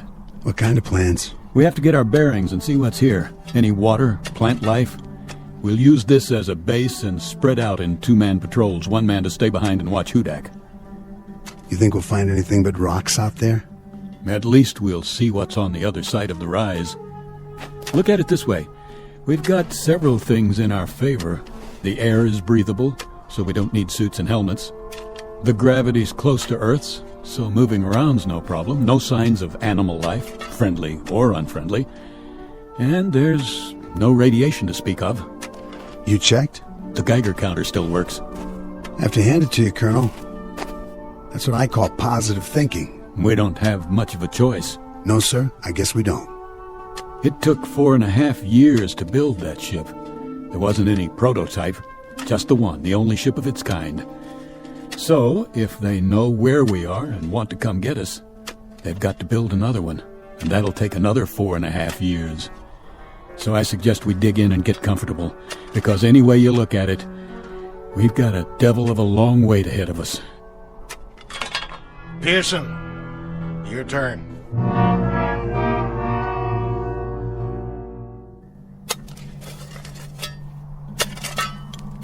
How's it going, Pearson? That's the last grave, sir. 4 of them. Good job. How is he? The same as when you left. Breathing pretty shallow, though. Maybe the air here, well maybe it doesn't have as much oxygen in it. It has enough. We're doing all right. You two see anything out there? Nothing we can't see from here. Yeah, we saw something. Sand and more sand. Rocks, and those scrubby hills over there, but not a single drop of water. This isn't an asteroid, it's an 8-ball. And hot, Pearson. Hot like nothing you've ever felt before. It'll be cooler at night, sir. I'll head south towards the mountains and take a look in that direction. If there is a night here. There has to be. The sun's moved down to the horizon. That you, Captain? Right here. What are you doing? Giving him his ration of water. Oh, no, not this time. Corey, take your hand off my canteen. That's an order. Not this time, Colonel. What are you talking about? I want an even shake. I want a chance. You're alive, aren't you? That's a better shake than the men in those graves got. For now. But I want to stay alive. So don't give him any of my water. Your water? That's right. It's ours now. Stand down, Corey. You heard him. How are you doing, Hudak? Hot. So hot. Yeah. Here, take a sip of this. Let go of that. Get off me. I said leave it. Don't you ever raise your hand to me. I'm still the commanding officer here. Do you understand? Captain Donlan? What is it, Pearson? See for yourself, sir. I think he stopped breathing. You'll be pleased to hear, Corey, that he won't be drinking any more of your water. Pearson, get something to cover his face. Yes, sir. You died a long way from home, boy. A long, long way. Rest in peace. Wait till dark, and then we'll make some treks over the hills and down to the flats in all 4 directions. We better get to know it, because this is our home now, gentlemen. Such as it is. Corey, what are you doing? What does it look like?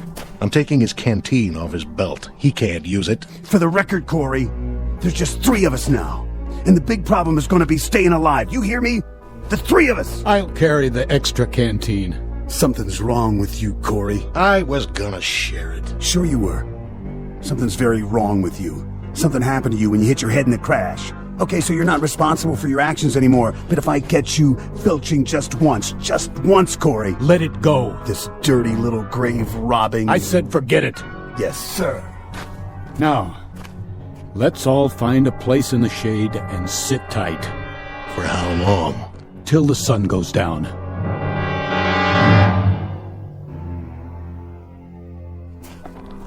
Watch your step. What's the difference? Can't see anything anyway. Use your flashlight. The batteries are going out. Turn it on and off in bursts. That way they'll last longer. No, this is nuts. We're killing ourselves. For what? You got a better idea? Sure. Pack it in right now and head back to camp. We're on recon, Corey. Captain's orders. Well, I gotta stop for a minute. Hey. Take it easy with that canteen. I'm thirsty. Well, so am I. Now listen to me. We'll need every drop of that water come morning. Right now we've got 2 choices. Either curl up and die out here, or keep moving. What's the point? We can't see where we're going. The mountains are getting closer. They don't even look real. There should be stars, lots of them. And a moon. Doesn't this place have a moon? It's the atmosphere. Some sort of cloud cover after the sun goes down. Where are you going? I'll peel off and head for the mountains. We'll rendezvous at base camp in 2 hours. Yeah, what am I supposed to do? Check out the flatland straight ahead. Think you can do that? Yeah, but if we split up... What? Well, we might not find our way back. Are you telling me you can't walk a straight line, Corey? There's the rise directly behind us. If you get turned around, look for a light, okay? The captain will keep the fire going. All right. Listen, soldier. For all I care, you can lie down and fry like a piece of bacon when the sun comes up. As far as I'm concerned, you're on your own.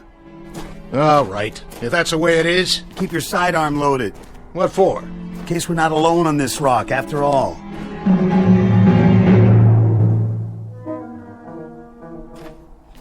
Corey? Are you following me? Corey? If you're out there, something's very, very wrong with you.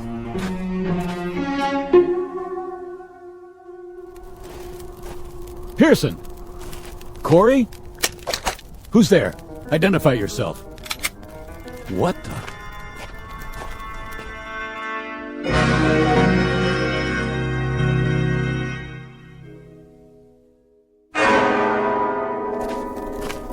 Corey? Hello, Captain. Well? I must have walked 12, 15 miles.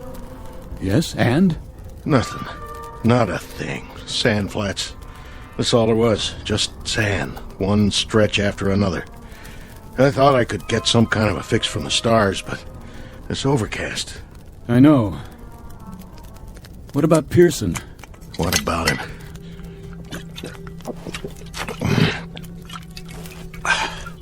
You haven't seen him? Not for hours. You didn't pass him coming back? He went south to the mountains, and I went west toward nothing. What time is it?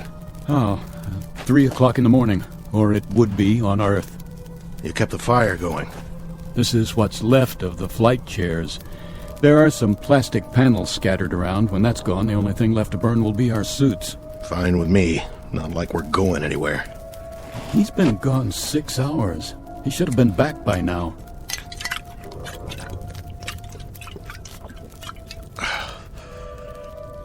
Corey? Yeah? You're sure you didn't see him or hear him? I already told you, Captain. We went in different directions. Was it hot out there, Corey? You know it. The sand doesn't cool off much at night. And that made you thirsty, didn't it? All the time. I guess I'm getting used to it. Obviously. Very used to it. So used to it, Corey, that you didn't even need any of your water. I drank some. Hardly any. This canteen is almost full. You were out all those hours and you didn't touch more than a drop, is that right? That's pretty remarkable. Downright amazing, in fact. So put me in for a medal. Buddy, what I'm going to give you can't get pinned on a uniform. Hey, what are you talking about? I want to know why you started out 6 hours ago with half a canteen and then came back with it 3/4 full. Hey, let me go. Come on, Corey, talk.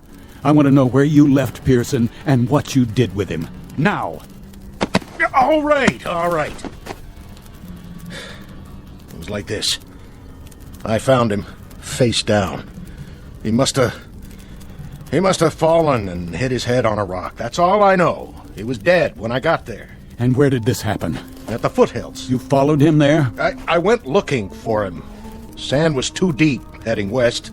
I had to change directions. It's your story you'd better change. Captain, I swear I didn't touch him. He was dead already. I saw his canteen, and I poured his water into mine. I knew you wouldn't believe me. That's why I told you I hadn't seen him. What's that for? On your feet. We're going to bring him back. No, you're nuts. It's 7 or 8 miles from here. I can't make it again. I'm dead, Captain. Correction. You're almost dead, but you're not quite yet. Let's go, Corey. I want a conducted tour all the way to Pearson's body.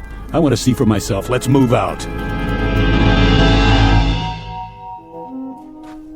I don't see him. No, neither do I. But I'm sure this is the place. I'm sure this is where he was. But he's not here now, is he? Just these marks in the sand. Captain, look. He must have crawled away. I thought you said he was dead. I was wrong. I must have been wrong. But you were so sure he was dead. You were so positive, Corey. I was. Did you do anything for him? Anything at all? Did you check his pulse, his respiration? Did you do anything to help him? I checked, I swear. Or did you just steal his water and then make a beeline back as fast as you could? You must have been hit hard in the head, pal. Real hard. It knocked more out than your senses. It turned you into an animal. Captain, please. I thought he was dead. I really did. But I was so thirsty. My tongue was swelling up. I swear on everything holy, my tongue was swelling up and I... Pearson! Pearson! It's Captain Donlin. Pearson, answer me! You can still see the tracks. It looks like he went that way. Pearson, I'm here. You're going to be all right, Pearson. I'm coming. Don't worry, Captain. I'm coming too.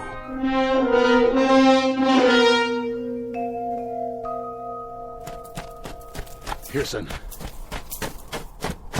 Captain? Pearson, thank God you're alive. Water. I lost my canteen. Yeah, here. Take some of mine. Can't sit up. I'll lift you. Thanks, Captain. And not too fast. You're all right, boy. We'll take you back now. I don't know if I can walk. I'll carry you myself if I have to, but you're going to be all right. Captain, What, Pearson? What are you trying to say? I saw. What? What did you see? Where? Up there. Over the hill. Did you climb the hill? Is that it? I went. And what, Pearson? What did you see? Captain, I saw. Are you drawing a picture? You should have seen. You wouldn't believe it. What? No, Pearson. Sorry, Captain. Pearson. Come on, Pearson. Pearson, don't die on me. Don't. Is he gone? Yeah. He drew this in the sand first.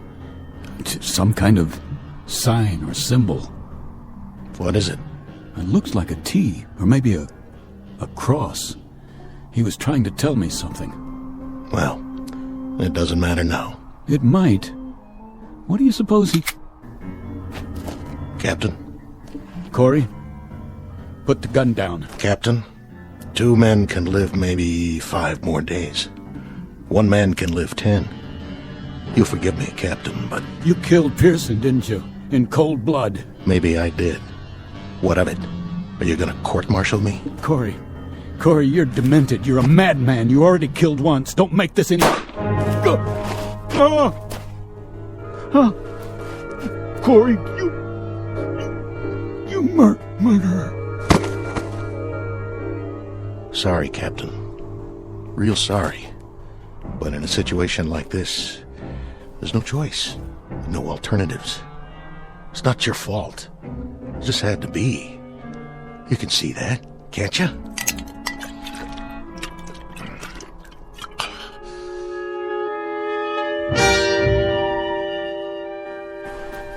What? Morning. That blasted sun already. Gotta get a move on. Goodbye, Captain Donlin. Pearson. Now, what were you trying to say, Pearson? Lines in the sand. Something over the hill. Is that it? Well, I guess you got me thinking. Just have to check that one out one time.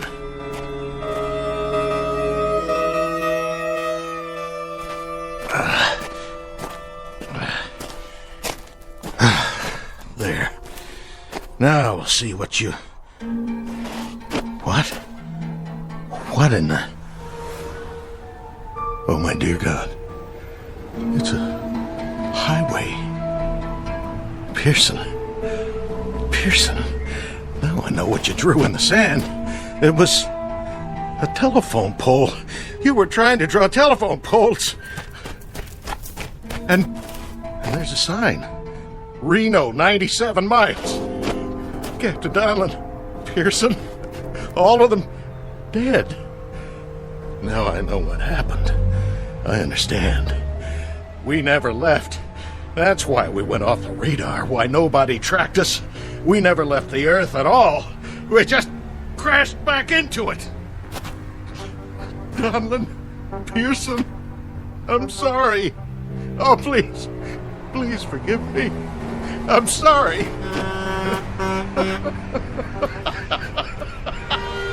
Oh, stop! Please! Stop! Somebody,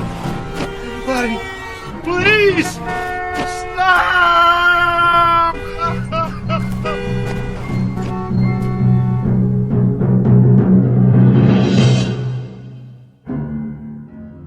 Practical joke perpetrated by Mother Nature and a combination of improbable events. Practical joke wearing the trappings of nightmare, of terror, of desperation. Small human drama played out in a desert less than 100 miles from Reno, Nevada, USA. Continent of North America, the Earth, the solar system, the galaxy, and of course, the Twilight Zone. We'll be back to the Twilight Zone in a moment. Hi, this is Carl Amari, producer of the Twilight Zone radio dramas. I'd like to take a moment to tell you about our official website at twilightzoneradio.com. where you'll get the latest news and information on these Twilight Zone radio dramas. Plus, at twilightzoneradio.com, you can digitally download 3 free episodes or any of our episodes for only $1.95 each. In this age of ever-changing technology, we've decided to make these episodes instantly available to you by making the Twilight Zone radio dramas a digital download-only series. This means that this series will no longer be offered on CD. The CD collections at our website are now being offered while supplies last at buy one, get one free. So be sure to get your favorites before they're sold out. Be sure to visit us often, and I'll see you in the zone.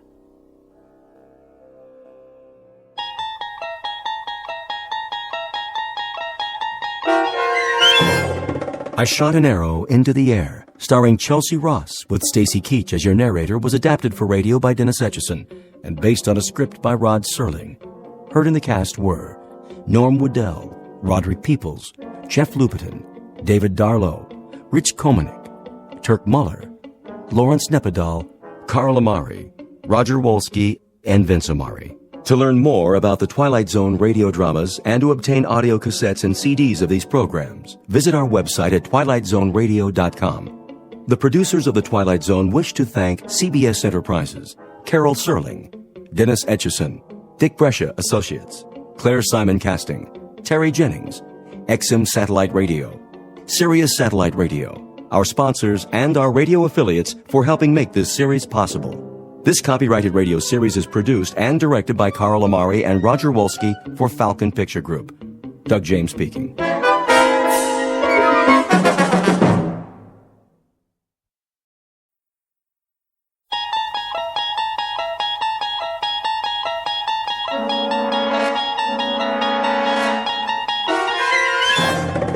You unlock this door with the key of imagination. Beyond it is another dimension.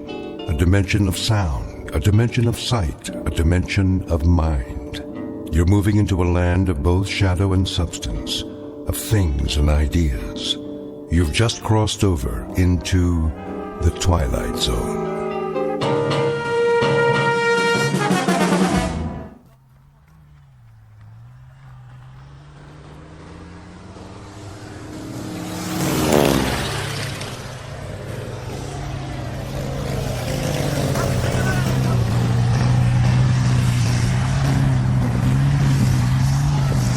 Here we are then, all in. Well done, chaps. In time for tea. Rather have a pint. Which one is this? Lieutenant Jones, sir. None the worse for wear. All back then, are they? Not quite, sir. Let me see. Campbell, McCudden, Rhys Davids. Who's still in the air? That would be Captain Mackay and... Not Mac. What about him, sir? Oh, I'm sure he'll make it. The man's an absolute ace. It's just that ever since we lost Ball, well... Yes, that business with the cloud. Cloud, indeed. It was the Jerrys that got him. Bloody butchers. Well, no clouds in the sky this morning, sir, and not a German plane in sight. He should be setting down any time now. Flying alone, is he? On patrol with another scout. Good plane. Decker, I believe. Ah. Seen his share of dogfights? And they both have. Where are they, then? Where?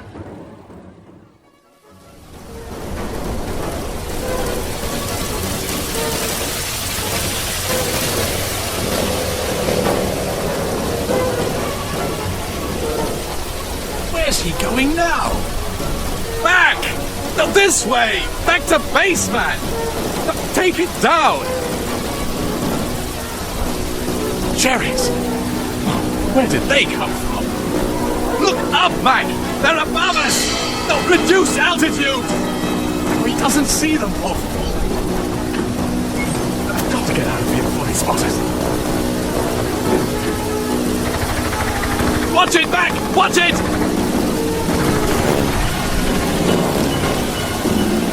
Can't fight them all! Mac! Mac, come on! Let's get out of here! We've got to lose them! We've simply got to! What's this? A cloud? I can't see a blasted thing! Where's the base? No, flying blind! What's happening?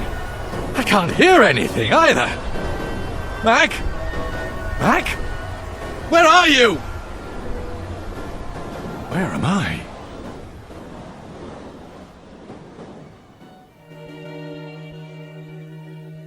Witness an aerial view of Lieutenant William Smith Decker, Royal Flying Corps, returning from patrol somewhere over France. The year is 1917, and at this given moment, Lieutenant Decker has just discovered that he is lost. But less than 1 minute from now, the lieutenant will discover that there are degrees to being lost. Degrees not only to be measured in miles, but perhaps in eternities. That is, if one has flown into the Twilight Zone. And now, The Twilight Zone and our story, The Last Flight, starring Charles Shaughnessy, with Stacy Keach as your narrator.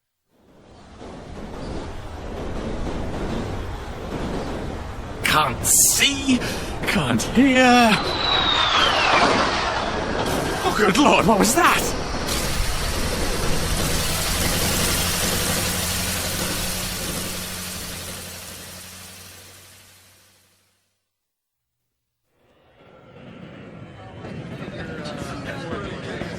Hey, take a gander at that. What in the... Is this a joke? Who does he think he is? What are you men standing around for? Just heading into the hangar, sir. Corporal, what is that anyway? What's what? That, sir? Take a look. With 4 wings? At least something's holding it up. Up in the sky. It's a bird. It's a plane. It's super junk heap. Some antique, huh? Get off the field, all of you. Where are you going? To tell the Major. I want to know about this.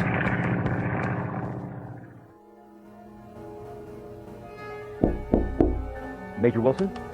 Yeah? Major, have you? Have I what, Corporal?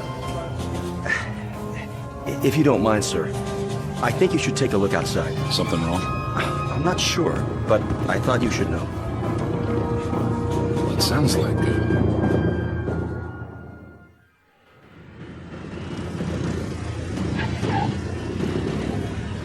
Hey, what gives? Some kind of old-timey stunt pilot. Dig those crazy goggles. So that's a biplane. If I remember my history books, it's a Newport Scout, favorite of the RAF. Must be from an air show or something, huh, Major? No air shows around here. Who gave him clearance to land? That's just it, sir. As far as I can tell, no one. Look, he didn't get shot down. This is restricted airspace. Jeep. Driver for the Major, on the double.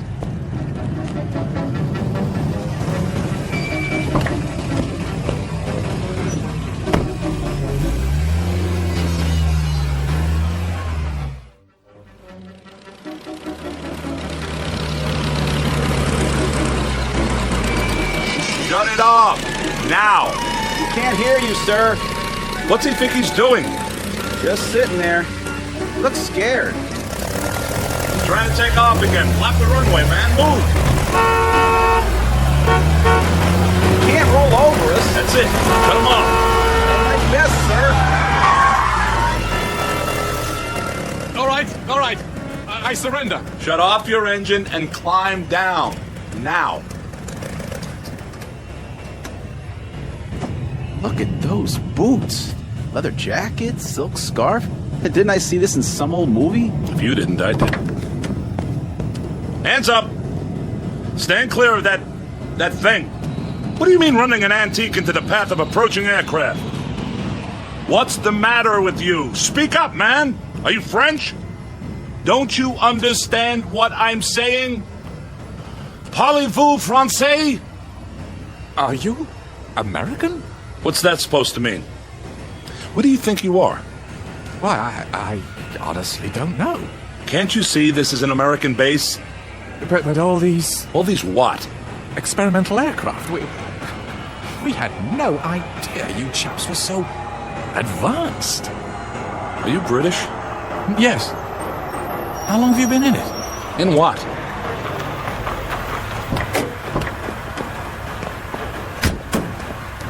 What's going on, sir? Get it out of here. How do we do that? Tow it. I don't care. But get it off the runway. Yes, sir. You'd better come with me. Oh, of course. Get in. Extraordinary vehicle. It's a Jeep, all right? Back seat. No, oh, yes. Administration building. Yes, sir. Whoa! Hold on, flyboy. You'll fall out. I just can't believe it. Believe what? Well, an airstrip so close to the lines. How long? I don't follow you. What lines? How long what? Why, the war. How long have you chaps been in it?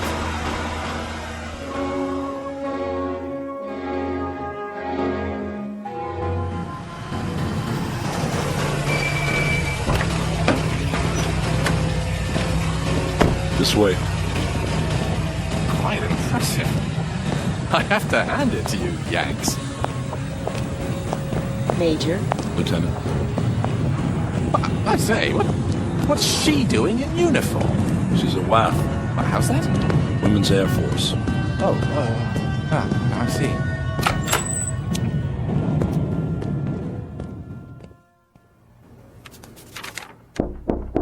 Enter. Major Wilson is here, General. Ask him if he can't wait till later. I have to sign off on this report. It's something kind of special, sir. Oh, all right. Show him in. Come in, Major. What is it, Wilson? I thought everything was under control. Someone to see you, sir. Who's this? Well, sir, this man, he's British apparently, landed on our airstrip a few minutes ago, delaying Captain Bradford's takeoff, I might add. The aircraft, such as it is... Who are you? William Smith Decker, sir. First Lieutenant, Royal Flying Corps. You mean Royal Air Force? No, sir. Royal Flying Corps. All right. Well, what are you doing here? Doing, sir? Why are you dressed like that? Is there an air circus nearby? Air circus? Stunt pilots, that sort of thing. Or are you making a film? Film? A remake of Wings, perhaps. I don't recall an authorization from headquarters. I'm afraid I don't understand your meaning. Oh, you don't? Well, out with it, man. Why are you wearing that costume? This is my uniform, sir. I say, where exactly am I? Where exactly do you think you are? Well, I must admit, it's all a bit confusing. I thought I was landing at the 56th Squadron Air Base RFC. Must have gone considerably off course. He's disoriented. He certainly is. Either that or he's pulling an elaborate joke, something I have an extremely low tolerance for. If you'd like me to take him to the infirmary... I'll handle this. If you'll allow me to explain... 56th Squadron RFC, you say? That was once an official installation, as I recall. Was, sir? What's today's date? June the 5th. What year? I'm afraid I'm missing the point. Just answer the question. Why? 1917. 1917. Well, isn't that correct? Well, isn't it? Or are you fellows using a different calendar? It's June 5th, all right. 1959, Lieutenant. Oh, good Lord. Oh, careful. You don't look so good. You sure you're not having me on? Sit down. Some water. May I, General? Yes, of course. Did you say 1959? Drink this. You don't have anything stronger? Lieutenant... Decker, sir. You don't seriously expect us to believe... But it's true. When I took off this morning, it was 1917. Then... the cloud.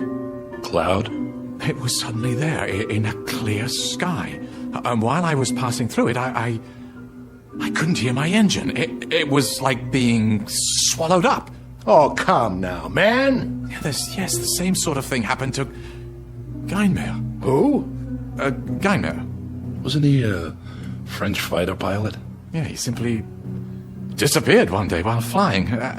At the memorial service, a cardinal said, "He belonged to the skies, and the skies have taken him." And in my own outfit, Captain Ball disappeared the same way. He was last seen flying into a dense white cloud. I should have known. Say, just who the devil do you think you're fooling, Decker? Or whatever your name Sir, is? I swear to you, when I left base this morning, it was June 5th, 1917. Mac and I were going on our usual patrol and... Who? Mac, Captain Mackay. Mackay? Yes. Alexander Mackay? How did you know?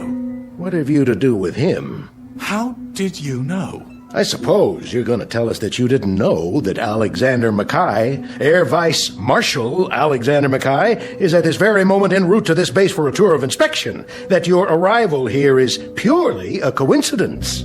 That's impossible. And why is it impossible, Lieutenant Decker? Because he's dead.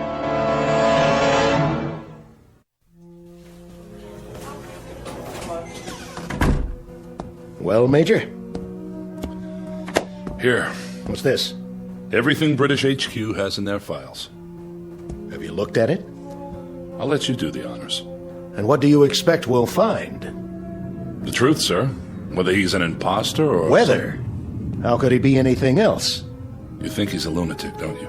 Oh, no. Nothing like that. He's been frozen on ice for more than 40 years, hasn't aged a bit. Standard operating procedure. I don't know what to make of it, but if he's an actor, he's the best I've ever seen. Seen a lot of actors, have you? Well, what do you make of it, General? The mechanics have gone over the plane. It's a genuine Newport Scout, all right. In perfect working order. And he knows how to fly it. That's obvious. Open the file. An old newspaper clipping from the London Times. William Smith Decker, commissioned by RFC, son of Mr. and Mrs. Harold Smith Decker of 17B Hightower Street, today received his... Seems authentic. Complete with photograph. Quite the dashing young officer. Swagger stick and all. And the face? See for yourself. Hard to tell. The paper's yellowed. It does look like him. And a copy of his military records. Everything seems to be genuine. Are these his personal effects on the desk? Yes. Corporal Wintner brought them in. Holster and pistol, pocket watch, cigarette case. You looked in the billfold? ID cards, the works. All perfectly done. He's ingenious, I'll give him that. The question is, for what purpose? The paperwork can be checked. If we wanted to waste the time, yes. Well, if it's a hoax, it certainly is an elaborate one. If it's a hoax, Major. It's just that it's hard to believe. Why would anyone go to such incredible lengths merely to play a joke? Who said it was a joke? What do you mean, sir? There's no telling what his motive was. Maybe we'll find out once Mackay arrives. We might check with the Ministry of War in London. There must be records of everyone who's ever served, no matter how long ago. You know what I think, Major? Sir?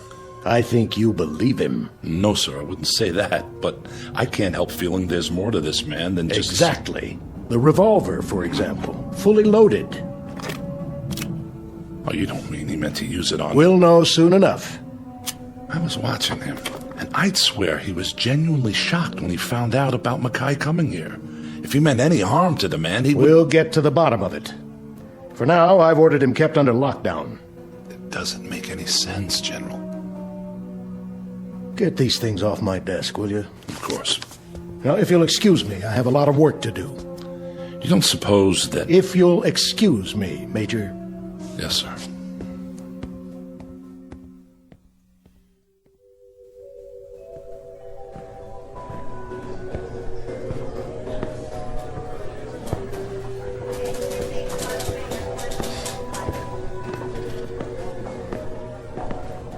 Major? Corporal Wintner? Sir? Yes? I was just wondering, what are you going to do? Do? With the airman. Decker, is that his name? So it would appear. We're checking him out. Oh. Is he a prisoner? Not officially. He's being detained. Until we question him further. What do you make of him, sir? I don't know yet. The general thinks he's out of his head. Some plane, though, huh? A regular museum piece. I saw what they took out of it. What? Well, the World War I flight map. I mean, it looks real. I wonder where he got it. That's the question. But we'll get to the bottom of it. Yes, sir. Oh, and Corporal? Sir? Don't talk to the men about this. Not till we have the whole story. I understand, sir.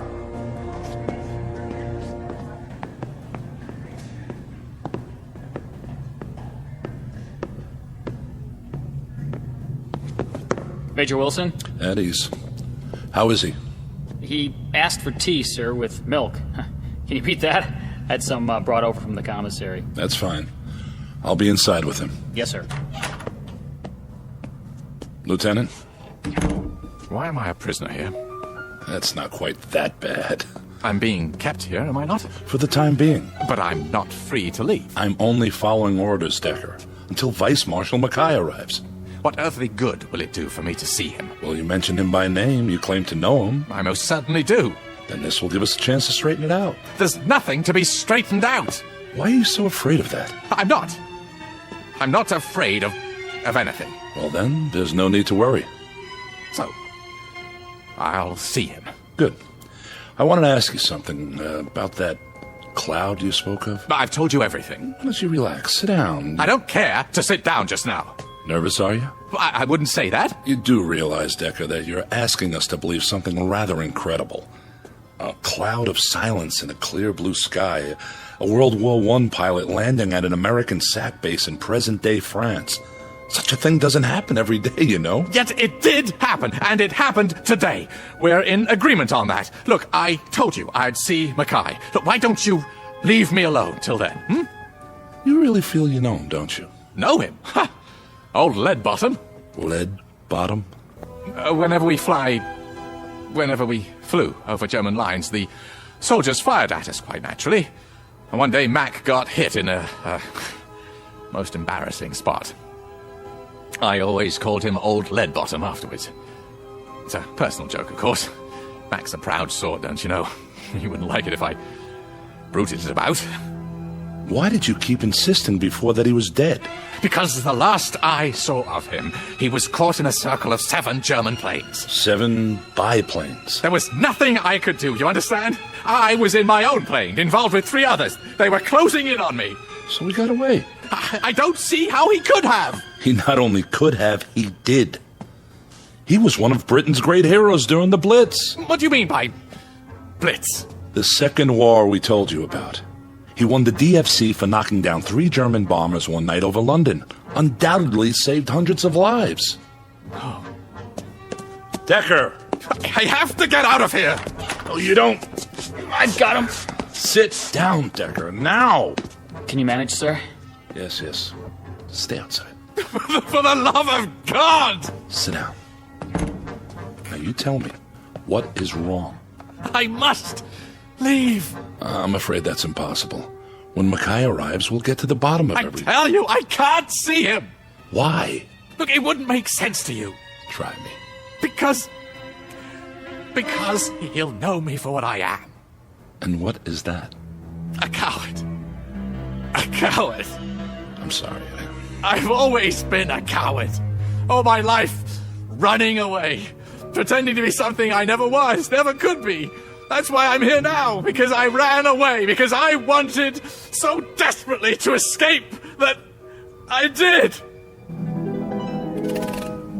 The chaps in the 56th are such bloody heroes, don't you know? Men like Ball, McCudden, Rice David, so brilliant, pilots, magnificent fighters. I always feel like such a rotten sham among them. I keep talking about it as if it were the present, don't I? Yet it isn't. If I can believe my own senses, it's the past now. 42 years in the past. Decker. Oh, I got by with pretending well enough. My kind of strained idiocy was exactly the brand we all put on. Playing the part, don't you know? Exaggerated, near hysterical with confidence. Boys on a crazy lark, drinking, joking, laughing, far too much, all of it. Then turning into deadly, ice-cold killers in the sky. Not me, of course, no, not me. Up there, I was just as terrified as I was on the ground. Even more so.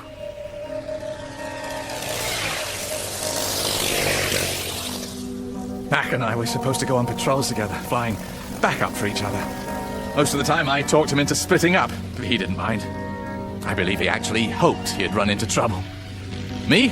I'd just linger in the clouds, if there were any, flying back and forth around in circles, dreading the possibility that I'd see an enemy ship, waiting for enough time to pass so I could go back and pretend I'd flown the course. Sometimes I even thought I'll land behind the German lines, let myself be captured. Their pilots always get the best of treatment as prisoners of war. Except I've been afraid of doing even that. Afraid that somehow the truth would come out and be discovered. Discredited. I couldn't bear that. I'm such a dreadful coward that I'm even afraid to admit my own cowardice. I have to carry on the self-delusion, don't you know? I've actually fired revolver bullets through the cockpit walls just so, later on, the chaps would see them and be impressed. I told them I took enemy gunfire. God help me.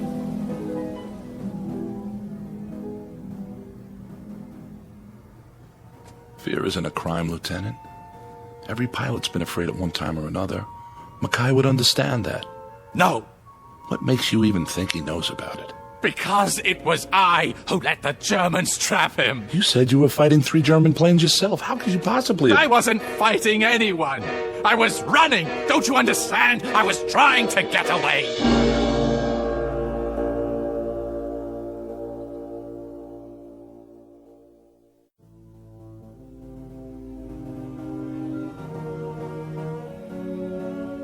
Easy, Lieutenant. It's true. When the Germans came at us, I flew away. I just deserted him, left him up there to die. But he didn't die. Listen to me. I don't understand what you're saying. I mean, it's not possible. Perhaps he got help. What? How's that? What is it? What you just said. I only meant that... That he got help. Oh. Could it be? Well, it's certainly in the realm of possibility. Then don't you see? See what? Maybe I'm the one who helped him. Maybe... Decker, when I said he got help, I was referring to other pilots in the area, other fighter planes. But there wasn't anyone within 50 kilometers who could have helped him. Decker, what do you... Well, maybe it wasn't just an accident that made me land here. Maybe I was brought here for a purpose. To find out that Max survived. To find out that time has given me a second chance. I'm not sure You've got to let me go. I can't do that. You must! Don't you see? It's the only chance I have. The only chance he has. But he's alive, Decker. He's on his way here now. How can you be sure? How do you know that if I don't get back, he may not be here? How do you know that he won't have been killed 42 years ago? There's no reason to think that this man's I'm not... the reason, standing right in front of you. This is insanity. It isn't! Look, I tell you, history may be changed if I don't do something. Mac will have died because he had to die. Unless I help him. Stop it! I beg of you, in the name of pity, let me go back. I deal in human lives here, Decker. How to save them, how to protect them, and all that goes with it. My job is to issue orders.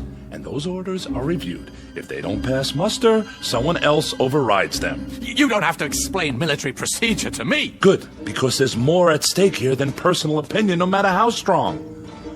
What goes down under my command is subject to scrutiny, very close, rational scrutiny. I follow your logic. The problem is it doesn't jibe with reality, military or otherwise. I'm talking about something much more important. Are you? Take a look out the window, Lieutenant. Those are jets out there, fueled and ready to go at a moment's notice. We're the DEW line for security in this part of the world. You won't know what I'm talking about, but there are bombs now that can destroy entire countries. Enemy forces held in check only by our presence. Not by feelings or emotions, but by the threat of mutual annihilation. Say I wanted to help you. Say I believed your story, no matter how outlandish it sounds. Even so, there's nothing, absolutely nothing I can... Well, maybe you can't, but I still can! Where's Major Wilson? Out of my way. What are you... I said, get out of my way! Here now, you can't. Stop it! Someone, please! Where are the hangars? Help! The prisoner's escaping! For the love of God, woman, I only want to see my plane. Where? The South Field, but... Thanks. You've just changed the course of history. Cheers! Hey, stop him!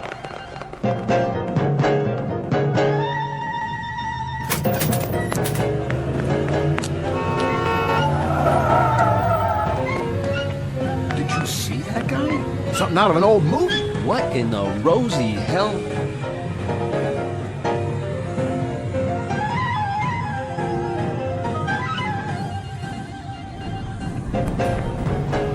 Hey, fella, where do you think you're going? The Scout. You can't come in the hangars. This is off limits. No, the plane, the Scout. Where is it? Not in here. And for God's sake, why are you dressed like that? I see it. Where'd he go, Sarge? There! Running out the other end! Stop him! Will you get a load of that? Chasing some guy in a white scarf and breeches. What is this, the Dawn Patrol?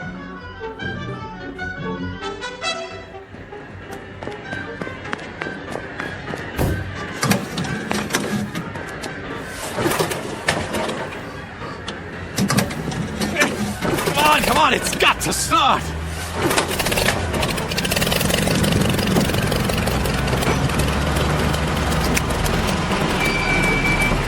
Turn it off, Decker! No! Right now! Get your hand off the switch! Out of the plane! Can't you understand? It isn't just for me! You said it yourself. What about the hundreds of lives he saved? Are they all to be lost as well? If you're right. Are you willing to take the risk? Turn off the engine or I'll fire this pistol into your head. Fire, then! I'd rather die! Shoot him, Major! He's getting away! Shoot!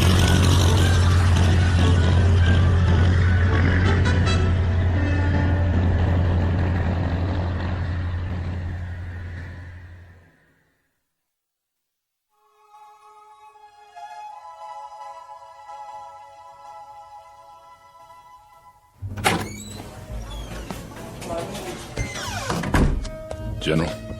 You're in trouble, Major. I hope you know that. I understand, sir. Well, what do you have to say for yourself? I don't know how to explain it. I just couldn't pull the trigger. Your thought processes elude me, Wilson. They positively elude me. Letting that maniac loose. Yes, sir. I'm trying to understand. You had him. How could you?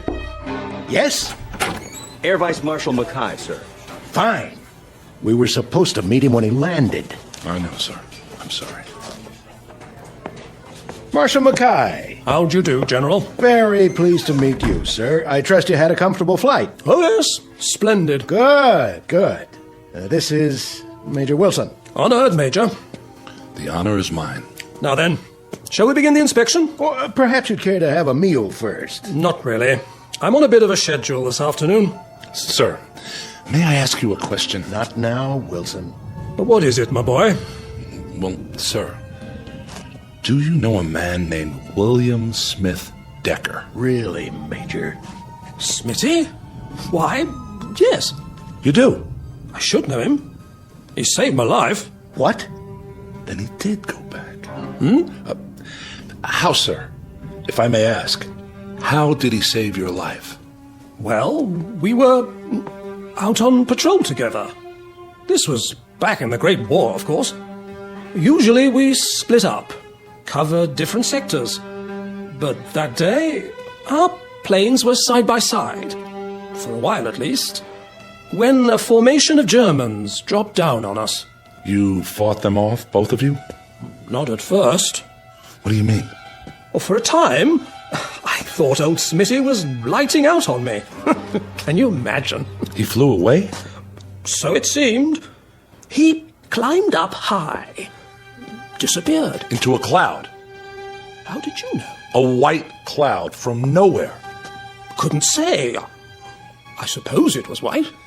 And then? Well, then, from out of the cloud, it seemed, Smitty came diving down, machine gun chattering away. Guess he'd been waiting for his chance. Knocked out 3 of the bandits before they got him. Saved my life, rest his soul. I say, what's all this about? How did you know? The Germans. Didn't they usually bring back the personal belongings of pilots who were shot down? Quite often. Did they bring back his? Why, now that you mention it, no. Are you sure? Where in heaven's name did you get these? They're his. Know them anywhere. But how? So, you've never known exactly what happened to him. To your friend Smitty. What the devil is going on here? We might be able to fill you in on the details. After all these years? How could you? Maybe you'd better sit down, old lead bottom. What did you call me?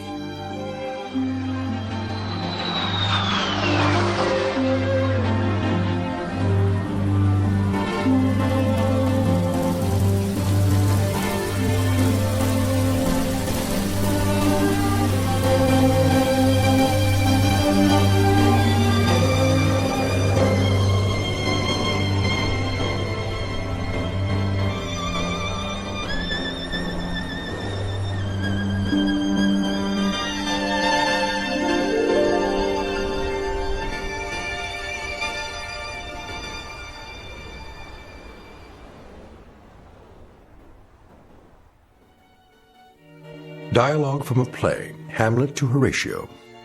There are more things in heaven and earth, Horatio, than are dreamt of in your philosophy. A play written long before men took to the sky in flying machines, before they added yet another dimension to knowledge and to mystery. Perhaps there are more things in heaven and earth and in the sky that can be dreamt of. And somewhere between heaven, the sky, and the earth lies an even vaster dimension, known throughout history by various names. For now, we'll call it the Twilight Zone. We'll return to the Twilight Zone in just a moment. You are about to enter another dimension, a dimension not only of sight and sound, but of mind, a journey into a wondrous land of imagination. Next stop, the Twilight Zone. Hi, this is Stacy Keach. I'd like to take a moment to tell you about our Twilight Zone website at twilightzoneradio.com.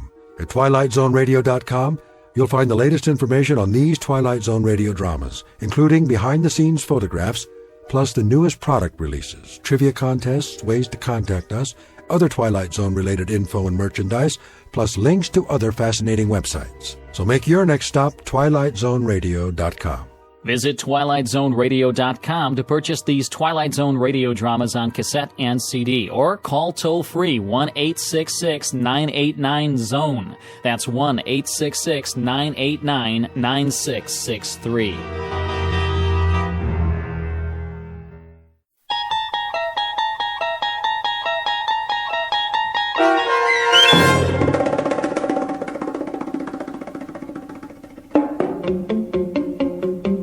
The Last Flight, starring Charles Shaughnessy with Stacy Keach as your narrator, was adapted for radio by Dennis Etchison and written for The Twilight Zone by Richard Matheson. Heard in the cast were Mike Starr, Roderick Peoples, Nigel Patterson, Doug James, Jeff Lupetin, Kurt Napig, Steve Kay, Carl Amari, Richard Hensel, Jamie Barron, and Linda Reiter.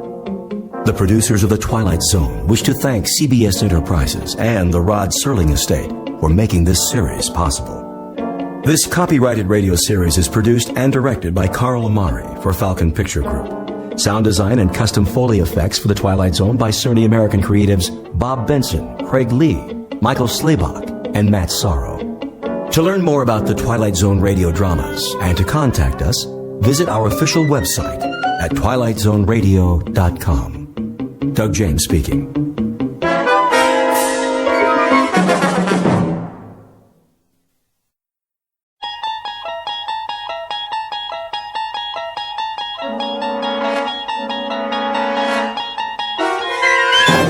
You're traveling through another dimension, A dimension not only of sight and sound, but of mind. A journey into a wondrous land whose boundaries are those of imagination. Your next stop, the Twilight Zone.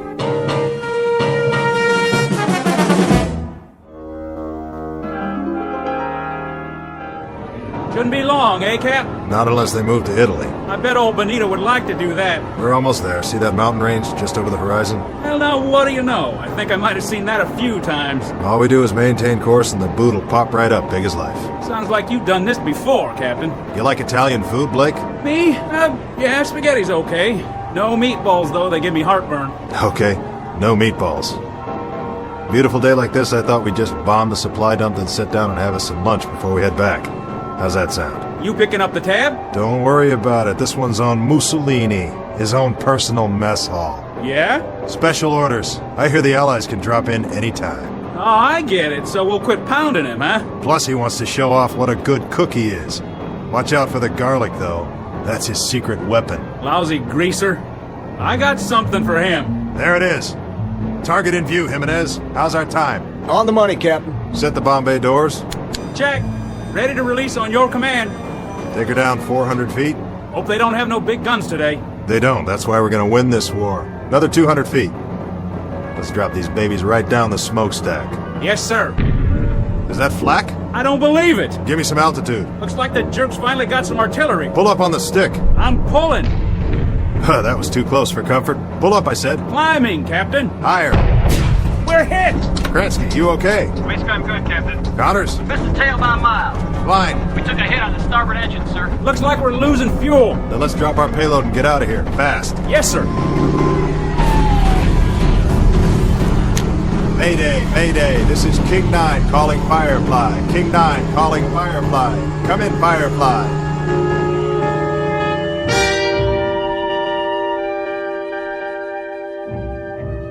This is the war in Europe, 1943. The air spits out violence and destruction, and the sandy graveyard of North Africa swallows it up. Her name is King 9, a B-25 medium-range bomber, 12th Air Force, USAAF. On this hot, still morning, she took off to bomb the southern tip of Italy, manned by a crew who knew the risks when they signed on. Between them, they have several thousand hours of flight time, much of it in combat. They have followed these coordinates before, armed with a deadly payload for the enemy. A fairly routine run, certainly not her first, but unfortunately, it may be her last. Because this time she's taken a hit that's forced her off course and into a region not listed on any map. She won't return to home base on this day or any other. But as Captain Robert Embry is about to find out, like a resilient human being, she dies hard, especially in the Twilight Zone. And now, The Twilight Zone and our story, King 9 Will Not Return, starring Adam Baldwin with Stacy Keach as your narrator.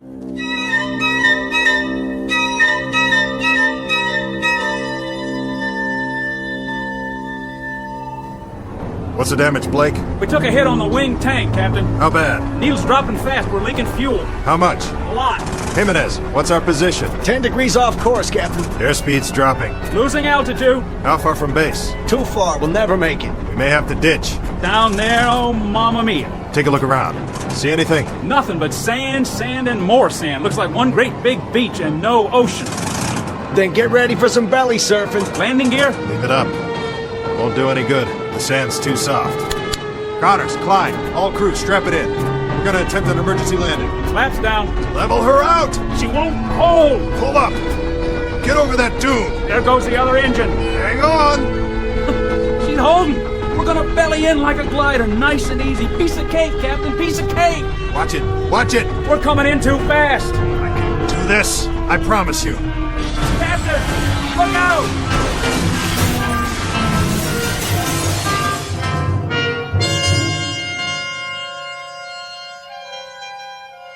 I remember now. More and more, one piece at a time. First the wing tank was hit by flak. Then we lost fuel. Fell behind, veered off course. Not the moment of impact, though. The crash, that's still pretty much a blur. But I remember holding the wheel, trying to hold it, The way she bellied in and then yawed at the last second. That brought the nose down into a dune, and all of a sudden it was over. When I couldn't hold her straight, she yawed and skidded through the sand. That must have been the way it happened. It must have been... I honestly don't know how long I was out. It might have been minutes or hours. Hey, guys! Guys! We made it! Hey! Where are you? Where is everybody? We're alive! You hear me? We're still alive! The crew. What about the crew? Did they bail out? Did I order them to bail out?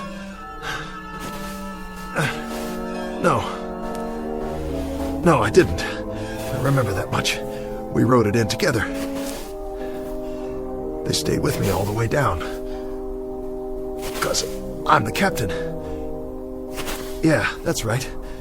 Captain Robert Embry. That's who I am. Blake's my co-pilot. Jimenez the navigator. Kransky, radio op and waist gun. Connors, he was tail gunner. And Klein. Sure. Klein, he was the upper turret gun. Let's see. Who else? Think. Gotta think. It was coming back to me, but I wasn't 100%, not by a long shot. My leg was racked up and my head felt like someone caught me with a left jab and a right hook that put me flat on the canvas. Now I saw the plane about 100 yards away and I knew I had to get back inside to see if the guys were okay. Blake! Jimenez! I kept walking toward it, but it didn't get any closer.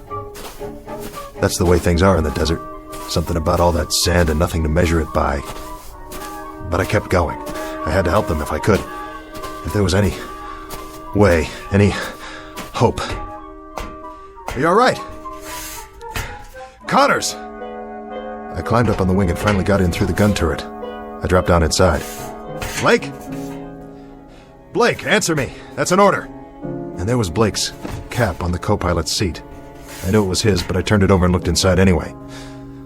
Blake, Gerald S., First Lieutenant, USAAF, and the radio op. His headset's still plugged into the radio, but he wasn't there either. Jimenez. And Connors. All gone. If they were still on board when the plane crashed, then where were their bodies? No, I couldn't let myself think that way. Piece it together, that's what I have to do, piece it all together. We bellied in, and I must have been thrown clear of the plane. That's what happened. Sure. Knocked me cold. I could have been out for hours. And the others, they... What about the others? Where are they? They didn't jump, they couldn't have. The chutes are still here, all of them. And they're not dead, they couldn't be dead. There are no bodies. But if they left the plane and started walking, why didn't they take me? Morse code. Yeah, I'm here. We're here. Wait. Give that to me one more time. Mayday, Mayday, this is King 9 calling Firefly. King 9 calling Firefly. Pancaked in the desert. 1 hour 30 minutes from last checkpoint. Bearing 290 degrees. Terrain flat and sandy. Low hills to the north. No other landmarks. No sign of crew. Mayday, Mayday. King 9 to Firefly. Come in, please. No answer. Nothing in the headphones, not a blasted thing. Easy now. Easy, don't panic. Go back to where this all started. The last thing I remember. I'm sitting in the cockpit. Right here. We're dipping. The ground's coming up to meet us, and we're sitting down hard. Flaps down. Level her out. Get over that dune. She won't hold. I can do this. I promise you.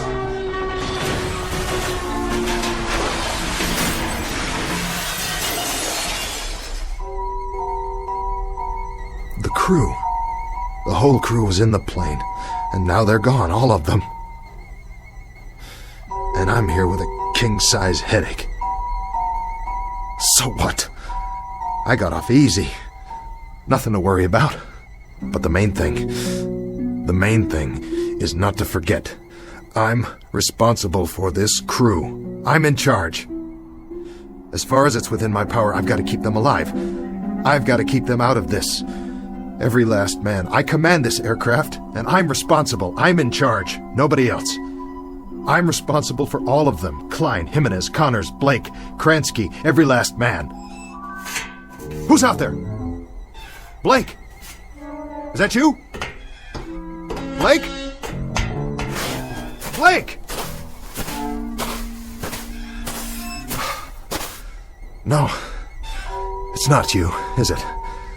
Just a piece of the tail assembly. Well then, where are you, Blake? Guess you wouldn't leave any footprints. Not for long in this wind. What in the...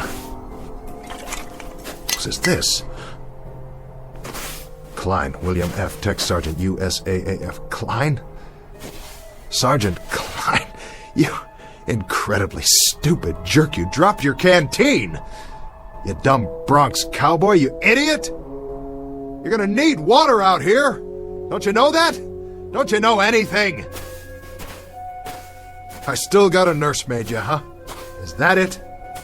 This is some crew I got here. Some crew, all right. Run around dropping canteens full of water. You couldn't find your way off a golf course without a map. And I gotta stick around and wipe your noses and comb your hair and see that you wash behind your ears because you're the worst bunch of survivors I ever...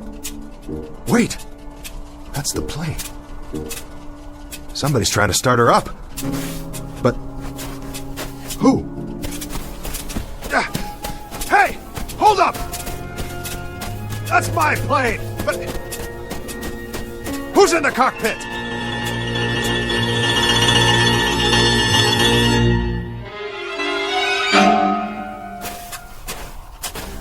Who's in my plane? Is that you, Blake?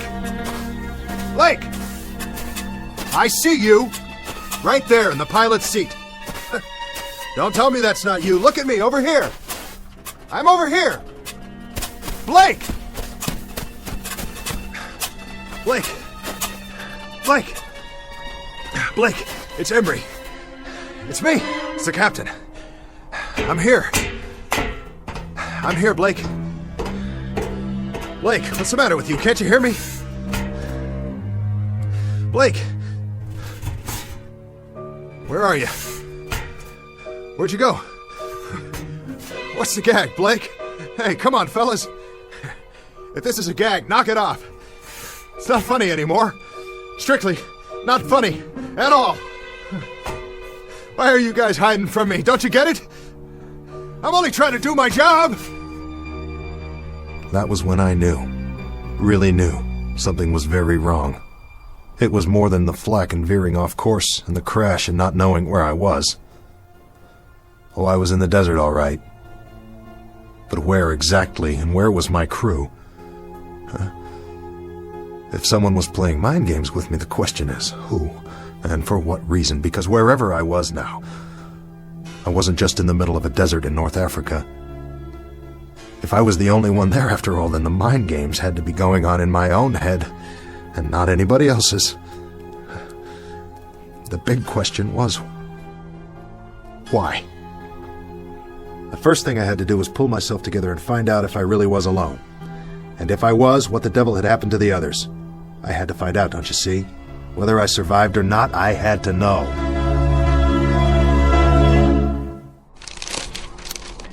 Gonna be a long night. Get a campfire going, then they'll see where I am. Hey! You out there, guys? Sure you are. You started walking, didn't you? With or without your canteens and your rations. But you won't get very far. You couldn't have. I wasn't out that long. Ooh, watch it, boys. The animals are restless tonight. Whatever kind of animals live in the desert. Blake! Jimenez! Connors! Klein! The whole lot of you! This is your captain speaking! Look over your shoulder! Here I am! I'm waiting!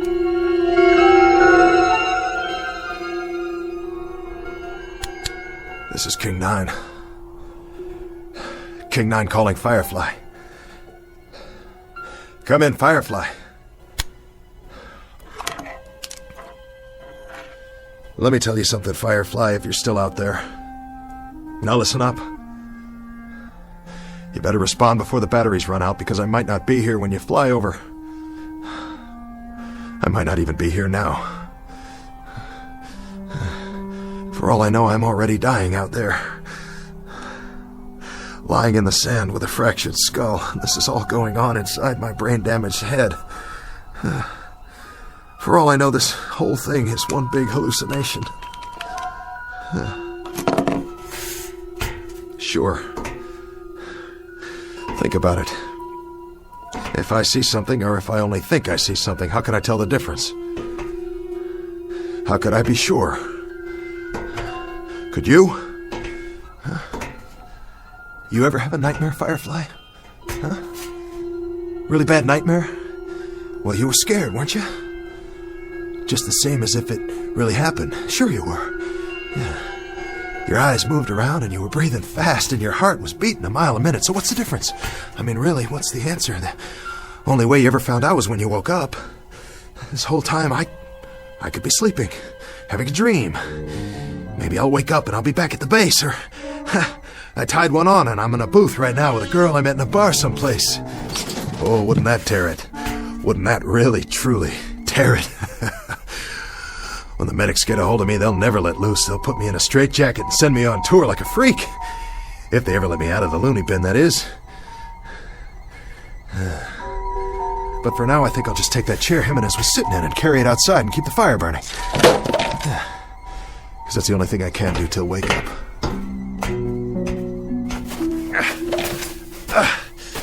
Hallucination, hell. I saw Blake. I saw my co-pilot sitting in that cockpit. That was no hallucination. I saw him. Nobody can tell me any different. Maybe I'm a little woozy, but I'm not that far gone yet. Concentrate. Gotta keep my head clear. Piece it together. I'm Robert Embry, Captain. I fly a B-25 bomber. It's called King 9. It crash-landed in the desert. This desert right here. Because I ran out of fuel. Yes, I did. I did that. And now I gotta keep the fire going. So they'll see. And come back. You're responsible for the ship and the men. You, mister. Now you gotta pick up the dice and you gotta throw until you make a pass. That's the hand and you gotta make it.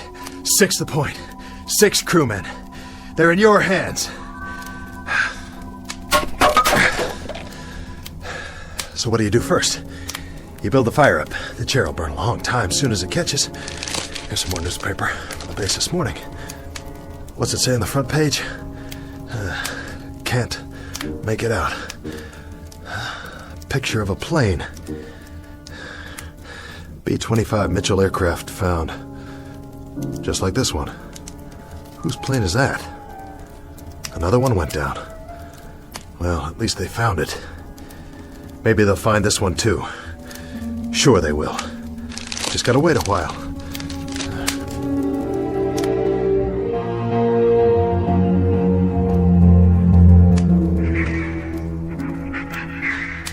Embry, Robert, 24 years old. I took pre-flight training at Amarillo, and then I took multiple engine at Randolph, and I went to England. And then to Africa. And now we're based in Tunisia. And we were on a routine mission to southern Italy, and we caught some stray flak where there wasn't supposed to be any. And then we ran out of fuel. And I got the poor devils off. Of course. I did that too. It was my fault. I got that much down, no question about it. It was my fault. But where are they? Where'd they all go? Hey! Hey, fellas! No more hide and seek, okay? Time to come home now. Dinner's ready. Come to Papa. Fellas! Fellas! What's this? A cross? Made out of metal? From the plane. And a flak helmet hanging down. But who? Who put it here? Somebody wrote something. Tech Sergeant William F. Klein died of wounds received in crash April 5th, 1943. Rest in peace, buddy. The crew. Oh, Klein, I didn't know. I didn't know. I'm sorry. I had no idea. Rest in peace, kid. Rest in peace. Captain! Huh. Who goes there? Blake! Is that you, Blake? Captain Connors? Hello, Captain. Kransky! It's you. Who's that? Here, sir. Jimenez! And the man next to you, what's the matter with his face? Is that blood? All present and accounted for, sir. Klein, I don't believe it. You're not dead. Well, neither am I. Neither am I. I'm here, fellas. We're all here. We can do it. Whatever it takes. Come on. Plane's over here. I'll show you. See? It's kind of banged up and the aft fuel tank's definitely shot, but the other engine looks okay. And some of the instrumentation's haywire. Of course, we'll have to get our wheels down. We'll have to raise the ship and get under there. So we're not going to walk out of here, that's for sure. That's a definite. Can't walk out, so we're going to have to fly. But I'll get her up, boys. You can trust me. I'll get her back up. How does that... Hey! Hey, where'd you go? You're hiding behind that sand dune again. What do you want to do that for, huh? Hey, guys. Where are you? Listen to me. We can do it. I can do it. You'll see. All we have to do is get this propeller out of the sand and free it up.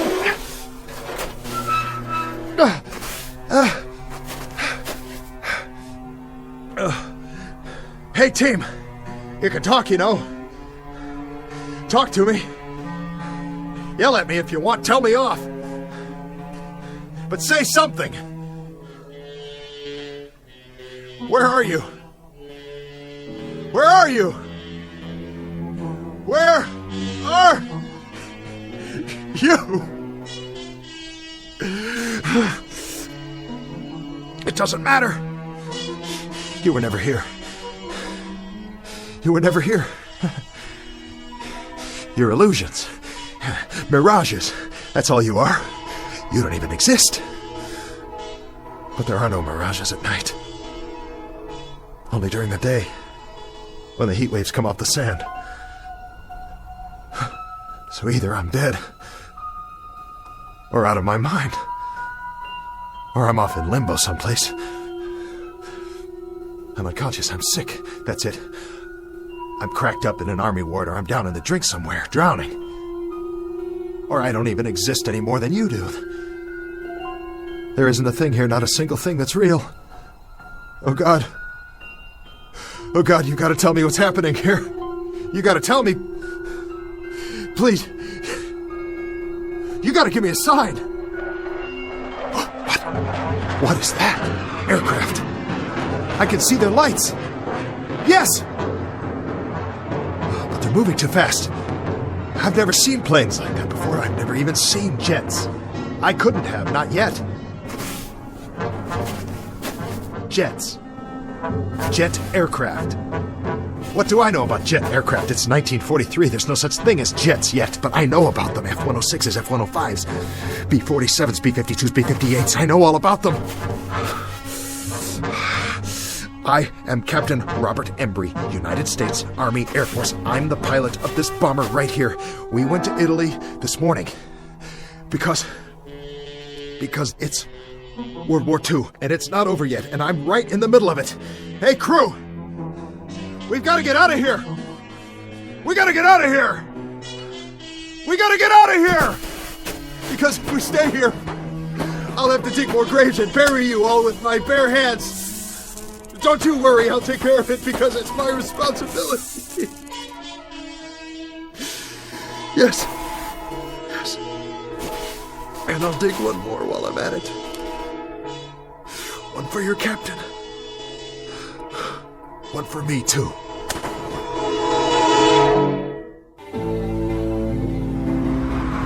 It's your trivia Tribune here, all the news, latest on the Kennedys, big changes in Cuba, mystery plane found in the desert. Read all about it. I'll take one. 10 cents. Get your latest news right here.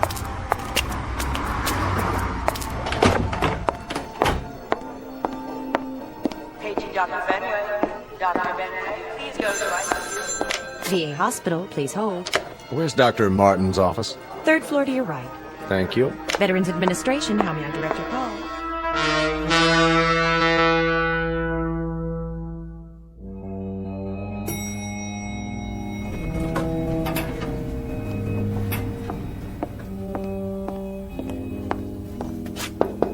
Come in. Dr. Martin. Yes? Stephen Markham. Oh, thanks for coming over on such short notice. Not a problem. Your patient, Embry, is that his name?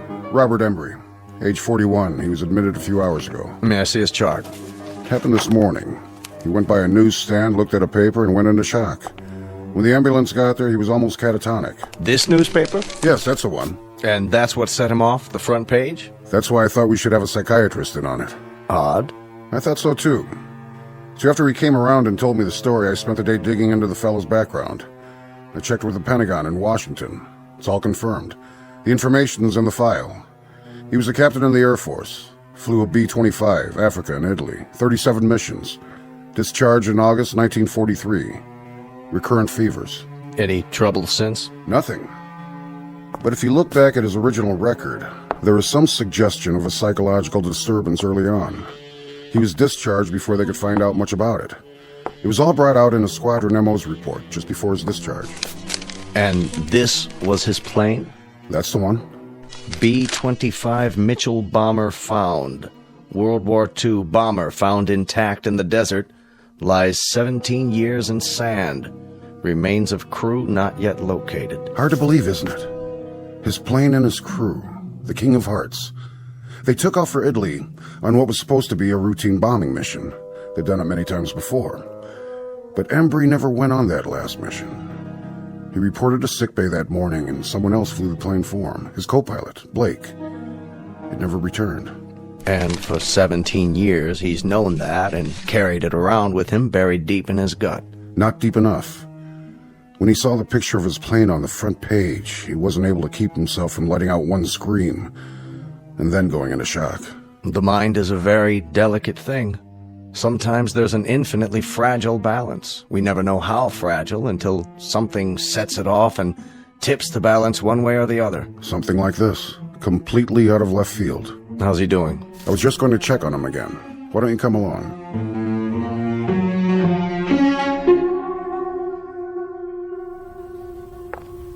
Oh, Doctor, I'm glad you're here. Did he get any rest? For an hour or so. He still seems agitated and disoriented. Thank you, nurse. Dr. Markham here would like a word with him. Of course. How are you feeling, Mr. Embry? Sorry, I don't know what's wrong with me. That's what we're here for. To get you back on your feet. That's our job. Crazy dream. Crazy. Was it? I went back. Where?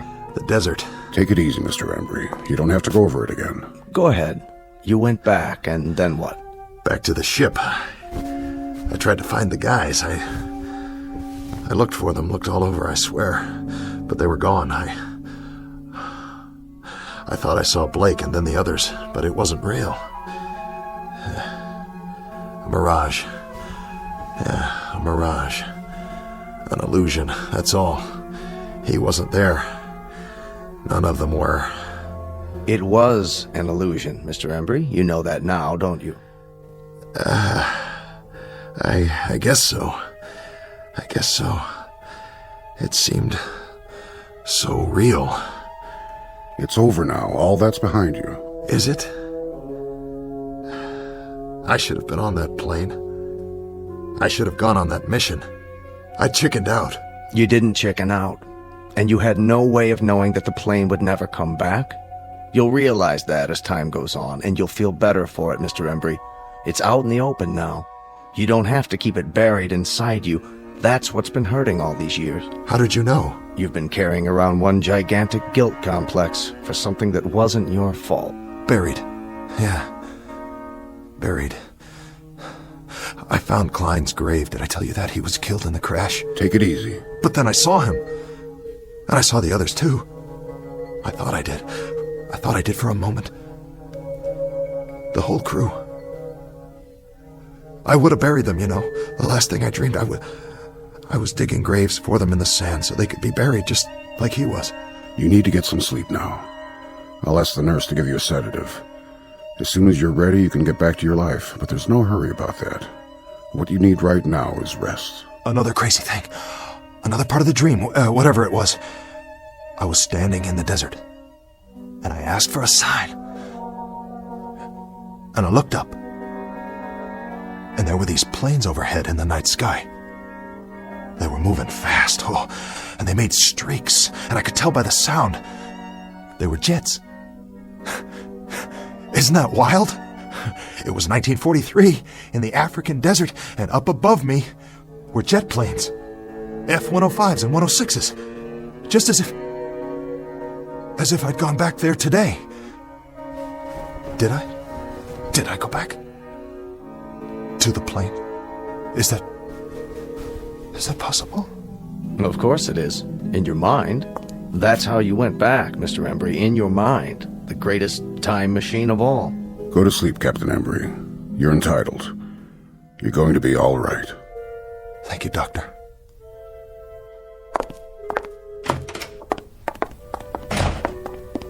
So, what do you think? I'd like to talk to him again in a couple of days, start a treatment plan on a regular basis. I can set that up for you. But I think the worst part of it's already over. The guilt's out in the open, and he knows what it is. And the dream? The delusion? Right now, it's still so fresh, it feels very real to him. In a few days, in a week or two, it'll lose its reality. You sure? Nothing's guaranteed, and that's why I want the follow-up. But in a case like this... Actually, I've never seen a case quite like this one. So much information coming back to him in a rush and generating a new set of memories he'd never had before. It's going to be one for the case books. Absolutely fascinating. He seems like a decent man. Yes, he does. And that's exactly what got him into this state. His fundamental decency. He has a conscience. If he weren't a good man, he wouldn't be vulnerable. And would have one less patient. I'd have a whole lot fewer. Is that Mr. Embry's room, Doctor? That's right. His clothes are in this bag. It was left in the examination room. You can give it to me, nurse. I'm going back in. Thank you, Doctor. What's that? I really don't know. Looks like sand. Yes, it does. Sand? Now, where in the world did that come from? I wish I knew. It was in one of his shoes. Could be from the seashore, Jones Beach. Or? Where else could it be from? It could come from a desert. Really, now? I read the article in the paper. It said there were no bodies found in the area, not a single one. Well, the sand would have covered them over. The sand didn't cover the plane. It was sitting there, perfectly preserved. There would have been something left of the crew, too, their bones at least. Unless... Unless what? Unless someone dug graves and buried them.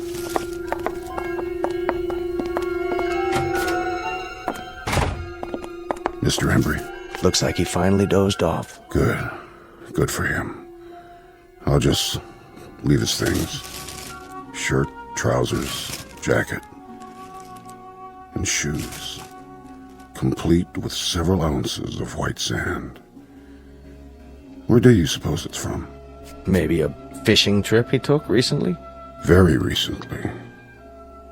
Or from a plane. From a B-25 called the King of Hearts. Wherever it's from. Rest easy, Mr. Embry. You've had a long journey back. Very long. Now you can rest. Meanwhile, I'll leave your shoes by the bed. You'll need them when you're back on your feet, which will be soon. Very soon indeed. Captain Embry. Godspeed.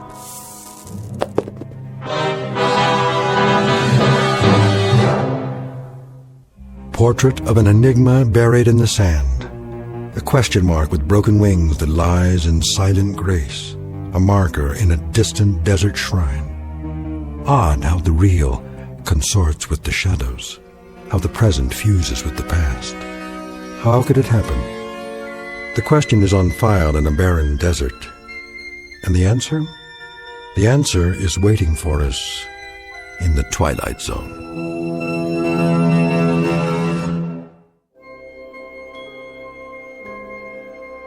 Hi, this is Carl Amari, producer of the Twilight Zone radio dramas. I'd like to take a moment to tell you about our official website at twilightzoneradio.com, where you'll get the latest news and information on these Twilight Zone radio dramas. Plus, at twilightzoneradio.com, you can digitally download 3 free episodes or any of our episodes for only $1.95 each. In this age of ever-changing technology, we've decided to make these episodes instantly available to you by making the Twilight Zone radio dramas a digital download-only series. This means that this series will no longer be offered on CD. The CD collections at our website are now being offered while supplies last at buy one, get one free. So be sure to get your favorites before they're sold out. Be sure to visit us often, and I'll see you in the zone.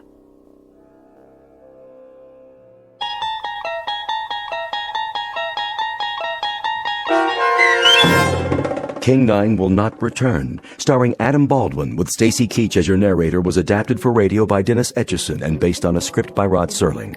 Heard in the cast were Rich Kominick, Christian Stolte, Craig Wickman, Doug James, Linda Ryder, Michelle Graff, Paul Patch, Carl Amari, Roger Wolski, and Vince Amari. To learn more about the Twilight Zone radio dramas and to obtain audio cassettes and CDs of these programs, visit our website at twilightzoneradio.com. This copyrighted radio series is produced and directed by Carl Amari and Roger Wolski for Falcon Picture Group. Doug James speaking.